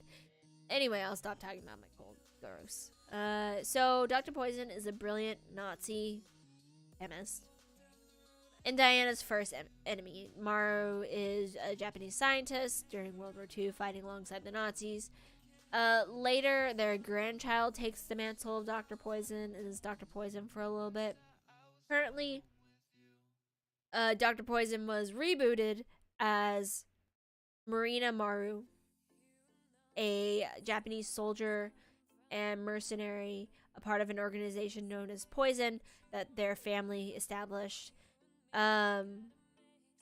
So Maru's ties to the Nazi make them one of those characters that kind of eventually just phases out of the comics. You don't really hear about because of just how dangerous it is to continue to include those kind of characters in the comics. Wow, yeah, it's the Sally Mae of coughs. It's just always there. Always there. Damn Sally Mae. Sally Mae actually just took money out of my account recently. Pissed off every time. But, so Maru's one of those characters that either get completely phased out or rewritten entirely. Case in point with Rebirth, where they are now this, like, military officer, part of, like, this mercenary organization known as Poison. So that's one way to deal with the character, but it goes without saying that Dr. Poison was a walking racist stereotype. There's no denying how Japanese people were portrayed in the Wonder Woman comics and probably a lot of other comics at the time, because it's just bad. So, you know, it's good to see these kind of like reintroductions of the characters that seek to kind of imagine them in the modern world. Although apparently now Nazis are, you know, back in and people are Nazis again, so I guess they're villains again. So, you know, fuck Nazis. Apparently we never defeated them in the first place. But anyway, besides the political point, I'm glad they didn't keep her as a Nazi. You know, definitely would like them to kind of, there's a lot of characters with like really kind of iffy stories that I'd like to see reimagined in a way that makes more sense. But yeah, Dr. Poison is a little different on this list because a lot of these villains Diana tries to reform or at least seek out to kind of create an understanding between them. And it's why a lot of like her villains would be willing to work alongside her if there was some other greater danger, because they're like, I hate you, Wonder Woman, but I hate this person more, so we're gonna work together because we kind of have this sort of cordial understanding with each other. And that's why I think Wonder Woman is super compelling and stuff as a character, because she has that relationship with her villains. But Dr. Poison is someone that Diana never tries to save or never tries to reform. They just fight. Diana wins. Poison is captured. Poison escapes. It repeats the cycle. They're treated kind of on the same level of Dr. Psycho and Ares in terms of like, they're never going to change. They're just always that villain that appears to fight, and after the fight's over, they're gone, sort of thing. But yeah, it's these Nazi characters from the Golden Age are a very complicated bunch, and there's a lot to unpack and a lot that a lot of writers just don't deal with. They just kind of rewrite and move on, and I understand why, but there's instances of like characters that can be seen as trans, or characters that can be seen as gay, that don't get to see the light of day again because of like these facts. And I'm not saying Dr. Poison should see the light of day again because they're a Nazi or anything. I'm just saying that Dr. Poison is also a gender neutral character that really, that aspect of their character is never addressed again. Instead, you know, they don't get to use the, you know, they don't get to identify as that ever again, really, in the comics. And to me, that's just a missed opportunity of a way to kind of address something that's always kind of been known in the comics but never properly addressed. They just kind of keep being unaddressed. So yeah, there's a lot to unpack with Dr. Poison in terms of gender identity and how we deal with Nazi characters in comics and stuff like that, and yeah, that kind of thing. So I mean, like, the freaking Wonder Woman movie just made Dr. Poison a woman, and it was a good villain, but at the same time, it's like, come on, like, can't we like acknowledge that this exists in the comics? But anyway, I'm rambling. Yes, it's kind of yikes. Actually, very yikes. But it's honestly better than the fact that Wonder Woman has a villain called Captain Nazi, and people think it's a good idea to to include him in the comics from time to time. Although it would make sense for Wonder Woman to fight a guy named Captain Nazi again. It does just make sense, but still, it's like, who thought this would be a good idea to reintroduce this character it's just, there's some very yikes characters that again don't deserve the light of day, and then there's some characters that do deserve to see the light of day. Oh yeah, about the Nazis coming back. Yeah, I mean, they've probably never left. We've just been sleeping on it, and now they're just taking over the country. But I'd rather not get too political because this week fucking depressed me. It was so much bad news, just bad in general, and it's hard to deal with it sometimes. That's why I do this show, so I can talk about the amazing characters of Wonder Woman. Moving on. Cheetah. She will definitely get her own episode, and this will kind of go into more what I discussed in the first episode, kind of elaborating more on specifically Barbara Ann Minerva. That's usually who I mentioned because she is Cheetah. So, yeah. Like, the other cheetahs are just kind of like, they don't have the same significance as Barbara Ann Minerva does. And I mean, Barbara Ann Minerva is going to be in the freaking movie, so that is exciting. I'm really excited about that. I love the image they just showed us. So Diana and Barbara Ann,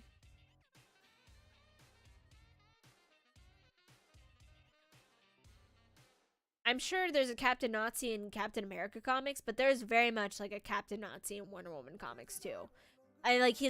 He's like a dude in a mech suit, kind of like Wolfenstein Hitler style. Yeah, it's kind of awful.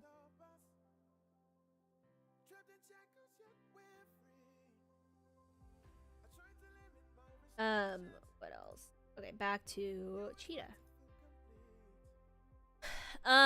So Diana and Barbara have a very tragic friendship, romance, whatever you want to call it, is just straight up tragic. These are kind of recent developments. For a long time, she's just been like the villain that shows up, creates problems, and then goes away for a bit.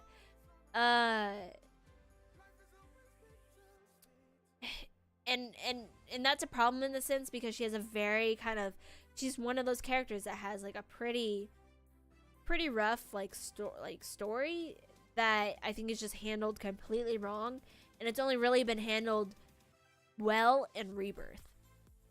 So her whole thing is Barbara Ann Minerva is a brilliant archaeologist. She's obsessed with gods, and you know, she's one of those archaeologists who's searching for the secrets to life, sort of kind of thing. And it takes her to Brewinda, where she finds like this cult called the Cult of the Vine. Basically the cult is attacked because they're trying to resurrect the cheetah, and the ritual goes wrong after they're attacked. They basically say that if you want immortality, we'll make you into the cheetah.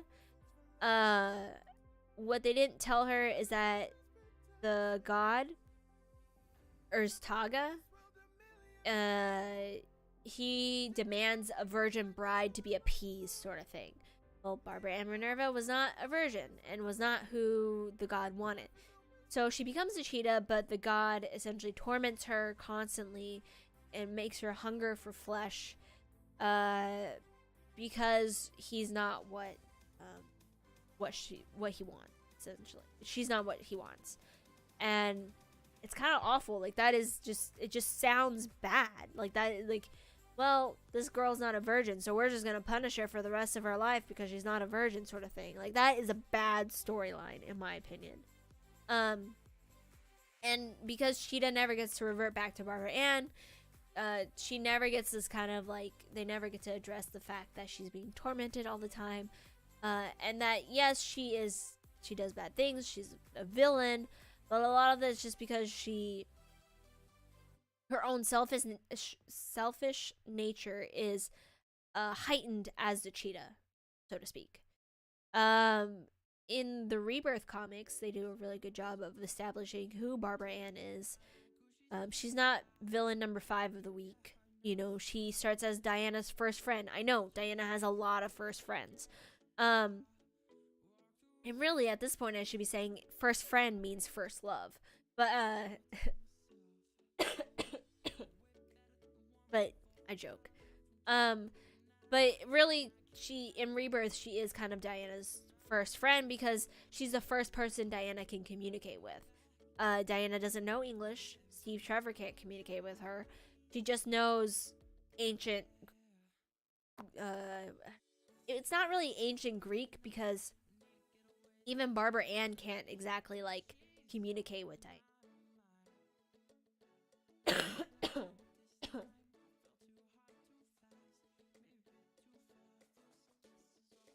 Okay, so yeah, they're only kind of partially able to communicate, but because Barbara Ann is brilliant with languages, she knows 7 languages, has like 7 PhDs, she's brilliant.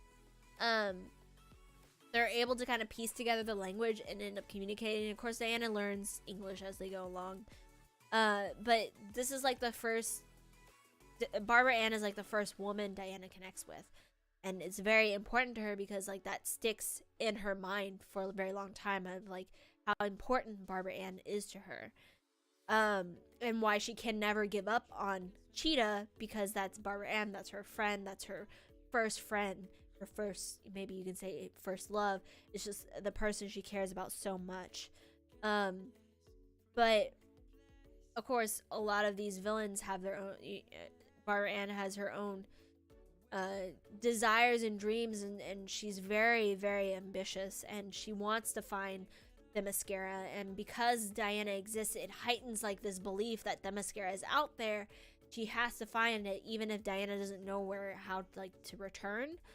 And so she becomes obsessed with finding Themyscira and finding the Amazons and proving herself right.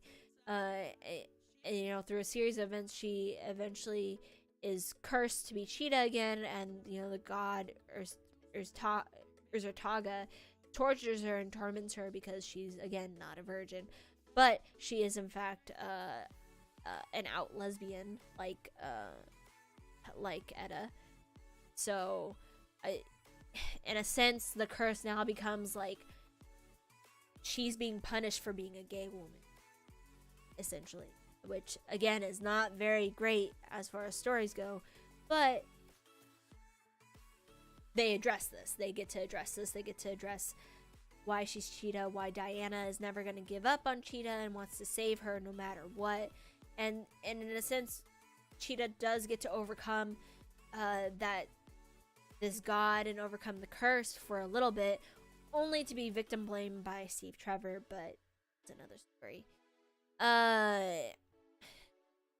What really makes this tragic is that Barbara is a good person, who, you know, has her own faults and is, you know, very ambitious and very self-centered at times. And then, you know, she becomes Cheetah and she loses part of her humanity, and every time she is Cheetah again, she's like, I'm not sure I can ever return as Barbara. If I become Cheetah again, I'll never return. And so it's a very sad thing because her transformation into Cheetah kind of channels this anger she feels for herself onto Diana, and so she grows to hate Diana. Even though she knows a part of her knows that it's like her own fault for getting into the situation, but she blames Diana for not getting her out of this situation.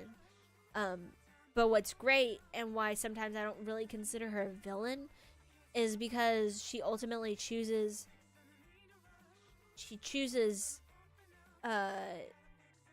in her brief time, to help her friends, to go back, to be back in their lives, and to kind of like get closure with Etta, kind of like have they get to experience their love for each other again, and fall and have that moment. And even with Steve's constant like blaming her for being Diana's enemy and trying to betray Diana, she ultimately wants to like make things right, but she doesn't get to. And I don't want to reveal too much of Rebirth, but she essentially gives up being human again for the sake of Diana, and that's like it's a huge sacrifice, and it's probably why Diana's never ever gonna give up on Cheetah, because she wants to bring Barbara back. She wants her friend back. She wants the person one of the people she loves most of all back. And it's very sad. Like I know I keep saying sad, but it is tragic that is the life Barbara Ann has to live. And maybe it's a metaphor for being gay and not being able to like experience love and all of that because of who you love. So it's a very interesting dynamic between Diana, Barbara, and I've read Rebirth a couple times to really kind of like soak it all in, because it's so subtle. It's such a good kind of it does Cheetah justice where other stories have not, where she's just kind of like this flavor of the week villain. So definitely Wonder Woman Rebirth. I definitely also recommend Wonder Woman Missions In. She shows up, but you get to see a lot of like her internal monologue and like the torment she's going through. But it's not a matter of like Diana saving Cheetah, because before Rebirth, they don't exactly have that kind of relationship that they have as friends. So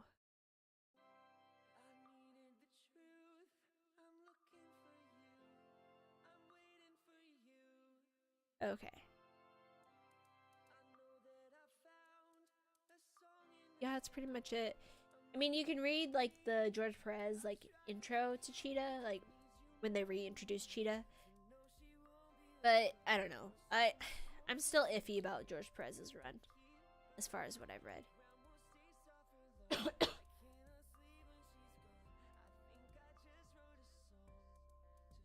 I have more water. Don't worry, I won't die. I'm sorry you have to see me drink water. Do that off. Or I guess it's tea. But still, I'm sorry you have to see me like drink. I feel like I'm at a TED Talk, and like I'm supposed to have like a little stool with like my water bottles and like a little thing. But yeah, welcome to my TED Talk. So next is Silver Swan.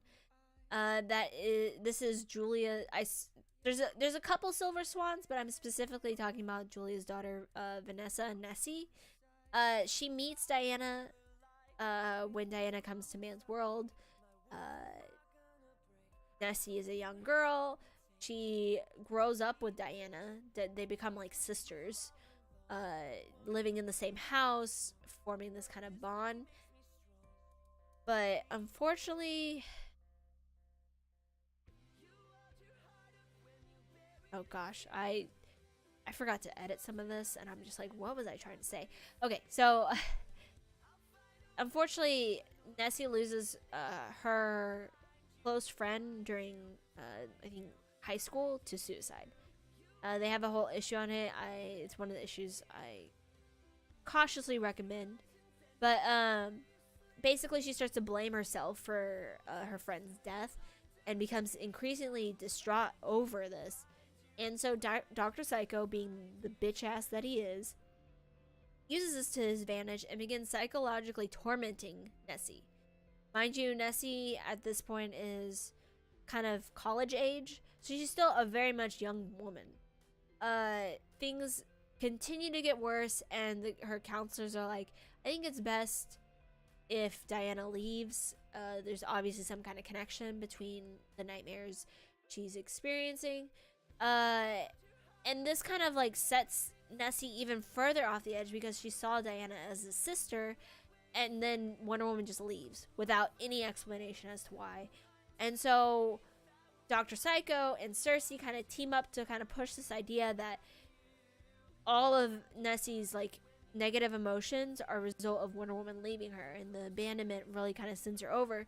Then they decide to, through a combo of mental conditioning and cyber implants, turn her into the Silver Swan. Yeah, I know, it sounds awful. Like, that's just, like, it's this young woman being tormented by this ugly dwarf man that uses, like, psychological torture to, like, destroy her mind. So, and on top of that, the cybernetic implants absolutely destroy Nessie's body. And like, that's not, like, even more so, like, other villains come along and try to use Silver Swan again as a weapon against Diana constantly, and so her body's constantly taking a beating until she's like on her deathbed with all these like cybernetic implants, and there's like no hope for her. Well, the reason Diana leaves is because Julia asked her to.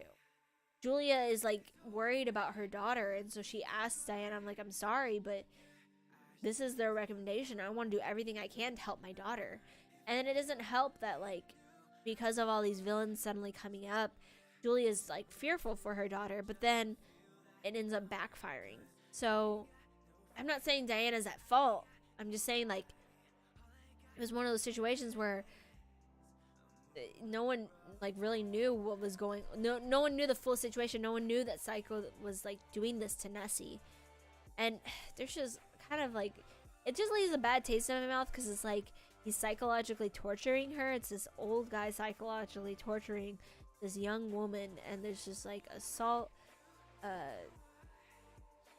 It's just bad, and I think, and even worse, like. The other Silver Swan, Valerie, the same thing happens to her.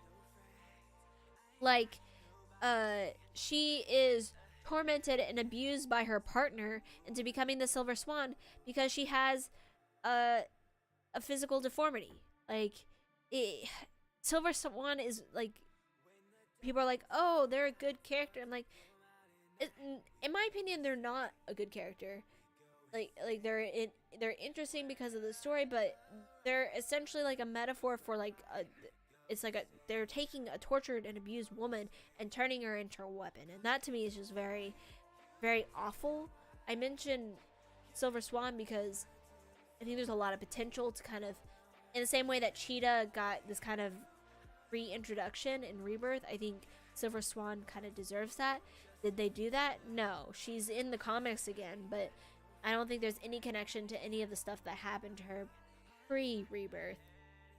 So it frustrates me because there's a lot of potential to having that kind of character and to seeing her like overcome. It leaves a bad taste in my mouth that she is just a woman being used and abused by men. And I feel like it's a big oversight by a lot of writers to not kind of see that. Again, I cautiously recommend issue 46 in volume 2. It's the issue that deals with her friend's suicide. If you're brave, the Phil Jimenez Wonder Woman run. It brings in this dude named Sebastian who's like the worst. Is it that right? But yeah, it's hard to enjoy the stories knowing that this is what this character is going through, essentially. So it makes me mad. So let's see. We're almost there. Five more characters. And not all of them have like as in-depth detail as some of these do. So, Baroness Paula von Gunther.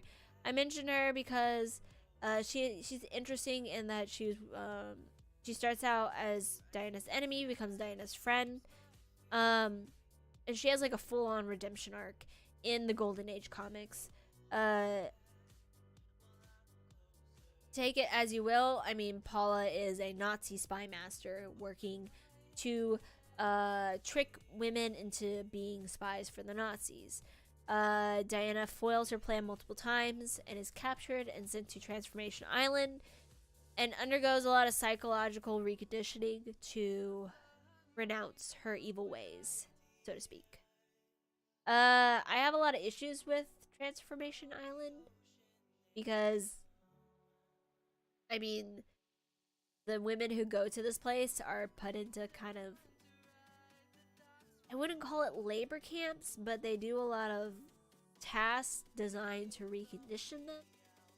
And it just feels bad, man. Feels bad. So, yeah, I don't know. Sorry.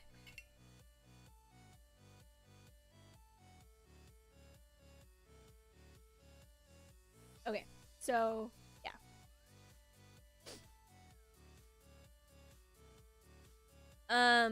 You know, she's one of the first villains that is ever reformed by Wonder Woman.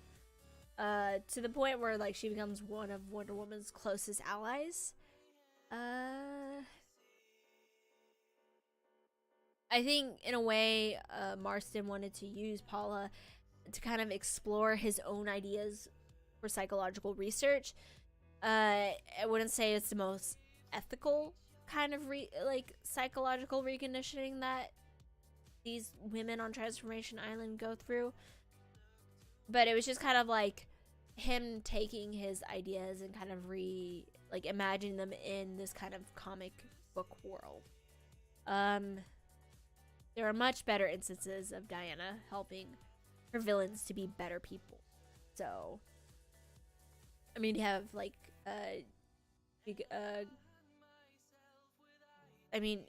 Cheetah being the number one example, and Giganta being another example. So, yeah, I would say DC Bombshells and the Marston's original run are good. Paula Von Gunther. So.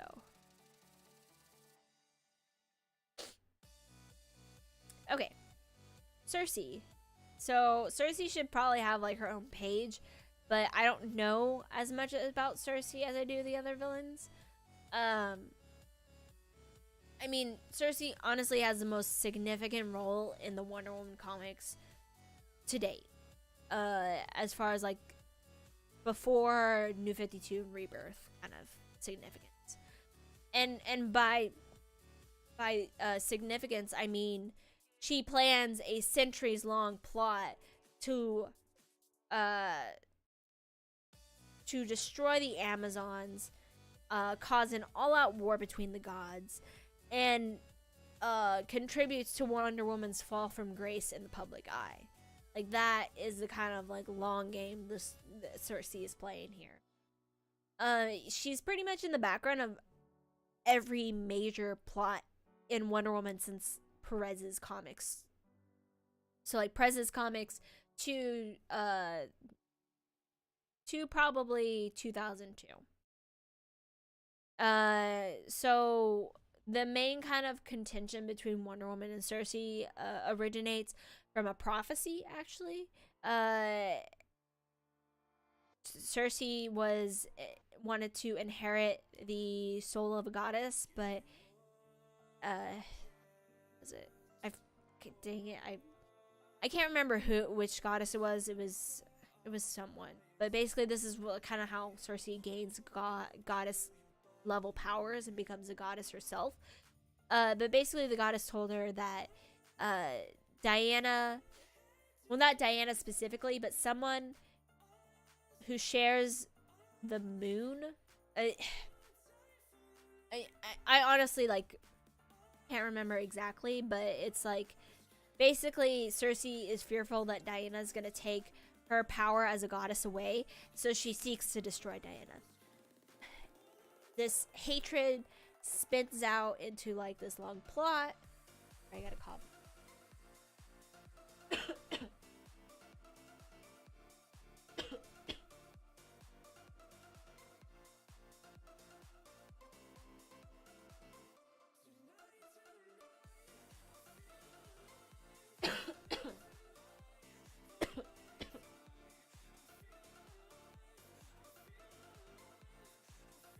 Man, I'm sorry, y'all. Okay, so the hatred gets even worse when the Amazons take in Lita, who's Cersei's daughter, and Cersei wants Lita back before Ares realizes that Lita is also his daughter, because Cersei. Etsy, actually, I found a shop that does the little tiaras here, so that's where I got it from. But yeah, Cersei basically seeks to destroy the Amazons, and seeks to get her daughter back before Ares realizes who Lita is. She resents the Amazons for a number of reasons, most of all for taking her daughter away, but also because she just seeks to destroy the Amazons. So because she fears they're gonna pose a threat to her power as a goddess.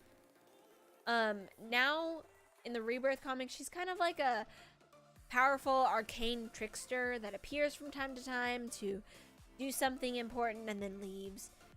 I think Cersei's kind of cool because she's the Cersei of the Odyssey. She is found in Greek mythology, much like Hippolyta is found in.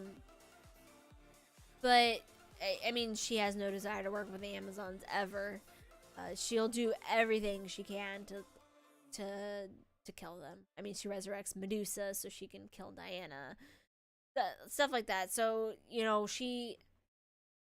Part of the reason why I never really found her as interesting as some of the other heroes until I started reading more comics, Wonder Woman comics, is that like she's the same. She doesn't change. She doesn't have like, she's Cersei and she's evil and stuff. So, but I'm learning the error of my ways because I used to not like Cheetah. So, you learn as you read.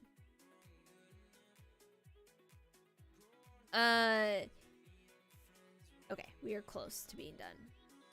So definitely favorite stories. Wonder Woman Volume 3, issues 1 through 7 are pretty fun. She goes around, she gets Wonder Woman's powers for a little bit, she kills a bunch of men. It's a real good time. I like when she appeared in Rebirth. That was kind of cool. She has a pretty good role. She does what she needs to do and then she bounces. I respect that. It was hard to pinpoint like stories with Cersei because she's just everywhere in between like this big chunk of comics. So yeah, I mean, it's really easy to find her in the background plotting. Dr. Cyber, my personal favorite Wonder Woman villain, although Cheetah's kind of like taking that spot here pretty soon.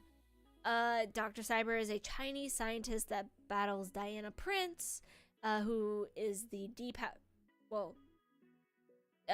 Diana Prince is Wonder Woman, but Diana Prince is the alias Diana takes when she loses her power and becomes a secret agent.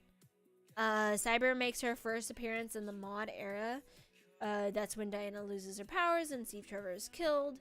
The mod era, in my opinion, is a misunderstood period of Wonder Woman comics.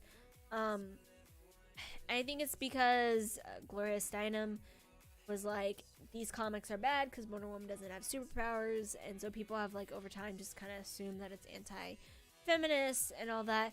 And yes, there are some bad issues and some bad portrayals and some racist portrayals. There's no denying that. I'm not saying it's perfect, but I think it's wildly understood. And there's some fun issues in there, in my opinion, but I feel like Mod Era deserves its own episode. And a lot of these things deserve its own episode. But during a confrontation with Wonder Woman, Dr. Cyber is horribly disfigured, and so she concocts a series of plans to steal Diana's beauty. Pretty standard, run-of-the-mill kind of villainry. In instances where she's not so obsessed with Diana's beauty and being beautiful again, she's a very good Bond villain. She has like that kind of quirky kind of weirdness to her that I really enjoyed while reading the Mod Era comics. I mean, the whole comics in general have this Bond feel because she's the secret agent kind of thing. But I mean, she invites Diana to lavish dinner parties and to her remote cabin in the woods sort of situation. And then creates like these elaborate plots for like traps for Diana to escape. So I thought that was like really fun in a sense. Of course, it goes without saying that the mod era has some very harmful Chinese stereotypes. It's one of those comics that because of the time, that's what people were thinking that's what writers were thinking was okay when they really shouldn't have. They, it's never okay to do that kind of thing. But yes, it is something that is prevalent in the mod era comics.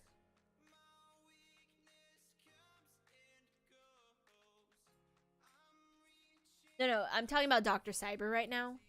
Cersei is just Cersei. Dr. Cyber is Dr. Cyber is Diana's Bond villain, essentially. But not so much anymore. But in Rebirth, Dr. Cyber is reimagined as Adriana Anderson, Veronica Cale's best and only friend, mind you, and pioneer of the new Cyberwalker technology. Because she wants to help her friend so much, it leads to her death. And Veronica Cale is just so distraught by Adriana's death that she recreates Adriana's mind in the Cyberwalker technology, and basically is like recreates Adriana as a person through like virtual reality. Unfortunately, like, things kind of get really sad because Adriana eventually realizes that she's not real. She's a collection of memories and brain scans from this technology, and so she decides to shed all like all human aspects of like her from her name, and even like renounces all the memories and becomes Dr. Cyber. And so leave it to Greg Rucka to make things even more tragic, because Adriana sacrifices herself for Veronica, and Veronica is so desperate to get her back that she tries to piece together parts of this person, and and instead gets just a computer that can emulate to an extent the ghost of Adriana, and that to me is very sad, and definitely better than anything David Cage can make in Detroit Beyond Become Human. So screw you, David Cage. So that's a real AI story. But yeah, I thought it's really tragic and really sad. There's so many freaking sad women can never be happy. I don't understand. But yeah. As far as favorite stories go, Wonder Woman Rebirth, Wonder Woman Volume 1 issues 81, 82, 87, 97, 200. That's kind of mod era. That kind of, those numbers all kind of encompass the mod era.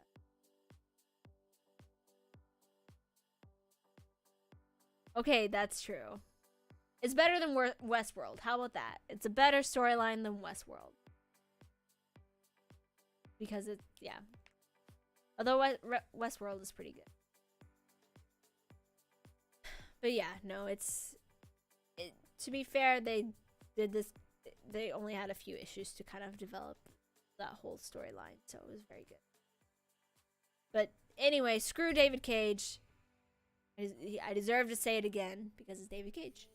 So, I'm sure you're probably like, when are you gonna mention Medusa? Or maybe you're not, and maybe I'm the only one thinking about when I'm gonna talk about Medusa.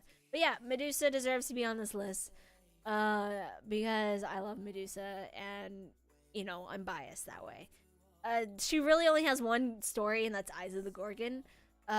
Seriously, just read Eyes of the Gorgon and be like amazed by how amazing the story is.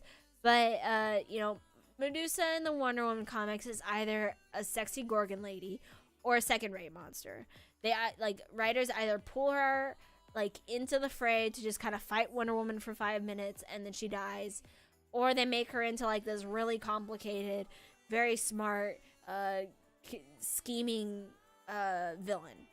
There's like no in between, and usually it's like the former where she's, or the latter where she's just like second-rate monster, someone that anyone can like summon at any time instead of like an actual unique kind of monster.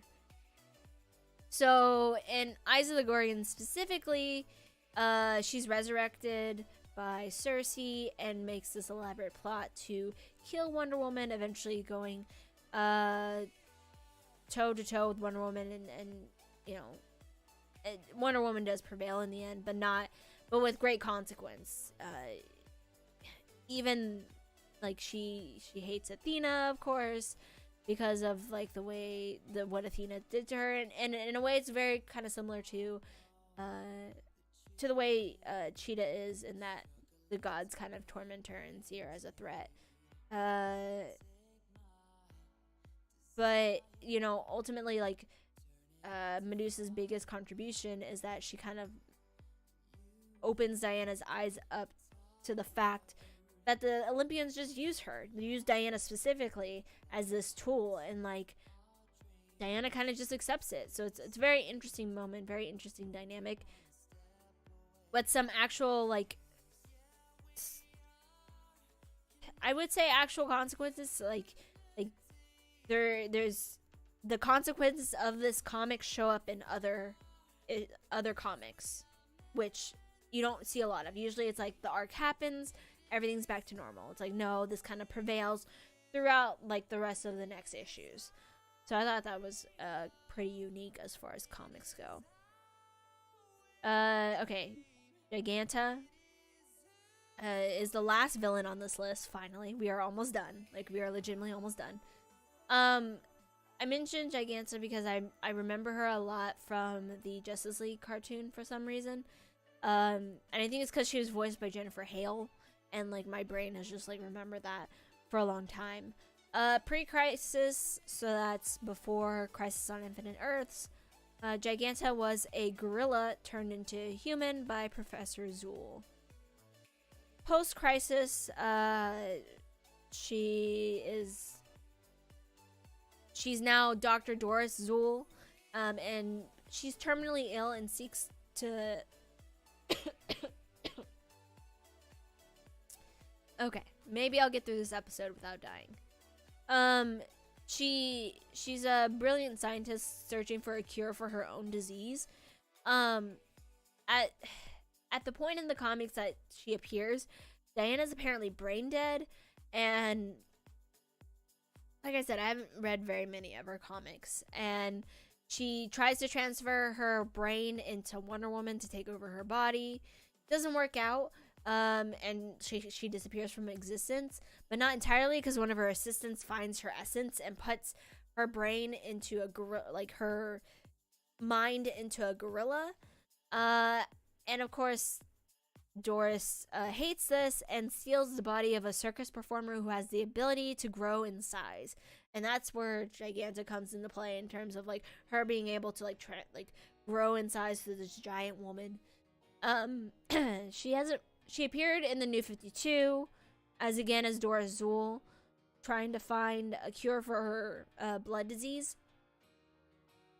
And so she tests, like, instead of having her steal someone's body, she tests a vaccine on herself. It cures the disease, but then she gains the ability to grow in size at the expense of like her brain power and like her cognitive thinking, and she just becomes like this angry giant. I just remember, like, in the comics, there's, like, an issue where she goes on a date with Ryan Choi, who is the Atom, at the time of those comics, and it's kind of cute. Because essentially, like, Giganta doesn't, like, stay a villain. Like, at times she's a villain, and then at times she's helping Diana and realizes she needs to do good in the world. So that's why she's kind of interesting, because she kind of toes the line, be like, well, am I going to be a villain this time, or about the people I care about? And I think her relationship with Ryan Choi kind of like helps her be this kind of She's not a hero, but she's not a villain either, kind of status. So I made it. We made it. That's all that I have on my list. There's a lot of characters that I didn't discuss. There's a lot of characters that I didn't discuss. But these are like very important characters to Diana's story in relationship to Diana herself because of the purpose they serve in the stories at the time, or just as these long-standing characters that have followed Diana throughout her journeys. I will be editing my summary and throwing it out there for you guys to view. It'll have like the locations of, or not the locations, but like the issues that you should look at, all of that. And I'll also be posting the video to YouTube so you guys can view it again if you do. But before I go, I just wanted to discuss my sources. Comic Vine, it's kind of like a Wikipedia but for comics. Yes, I know Wikipedia is bad and all that, but Comic Vine is good for general summaries of characters. It kind of gives you like who is this, like a for certain characters. Some of like the lesser known characters is harder to find information on, and it helps me narrow down character appearances, which is helpful to you. So I recommend it in the sense that if you want to know all of Cersei's appearances in the Wonder Woman comics, you can find that information there. They list all the appearances from every single comic. Like, I mean, from Golden Age to George Perez stuff. Like it's pretty in depth. It's very in depth. Some of the other and even some of the character pages have recommended readings, which I thought was very helpful. It's usually only for the more well-known characters, like they'll have recommended readings for Batman or recommended readings for Wonder Woman, stuff like that. But for a lot of these characters on this list, they do have recommended readings for them, and I recommend you check those out as well. The ones that I picked were my recommendations for stuff that I enjoy. You might find something different that you enjoy. And then of course the comics were my source for this one. I didn't really do a lot of research in other books. I have a whole stack down at the bottom. I'm not going to show you all the issues, but it's big. It's like this big. So yeah. It was a lot of searching through panels, just kind of reminding myself of these characters and what they stand for. But I'll leave it open if you have any other questions before we kind of sign off and end tonight. But thank you everyone who joined me, who kept me company in the chat, asked me questions. I really appreciate it. So before I go, I'll leave it open to any final questions, and then we'll call it a night. And I will see you guys next month. I'm not sure what kind of topics we'll talk about, but I'll have like a poll on Twitter for it. So yeah. Any other questions?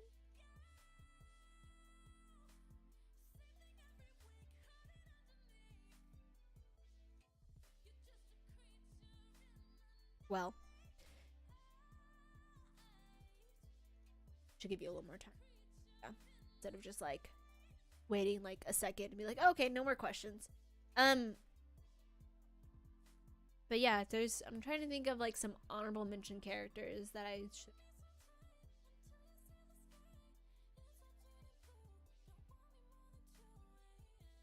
Probably all the night. Thank you for actually tuning in for this long. I'm sorry the episode was so long. But thank you. Yeah.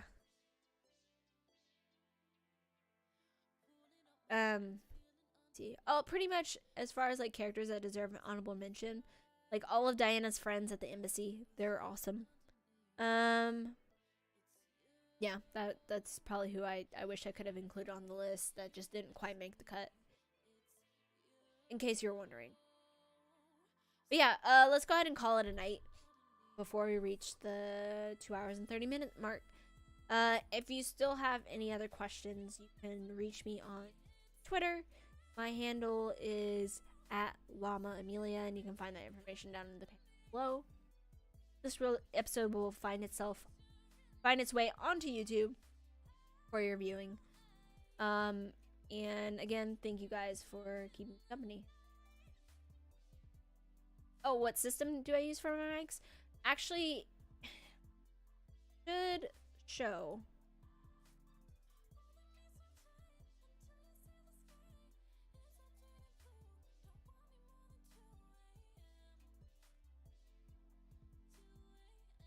That's if the thing still shows up. Well, I have like a I have a stream setup list down in the panels, like the panels below. But basically I use a Logitech HD camera, a actually I need to update this. I don't have a CAD cardio condenser mic anymore. I have an AT 2020 microphone that I use. And then like I have a mixer and my computer and Streamlabs OBS that I use. Posters, I have a lot more. Not all of them are on the wall. My room,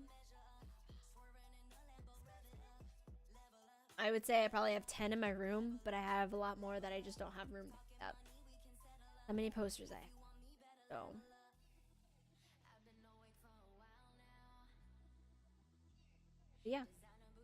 But yeah, if you're looking for a good mic, AT.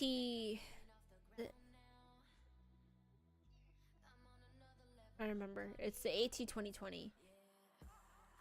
Audio Technica.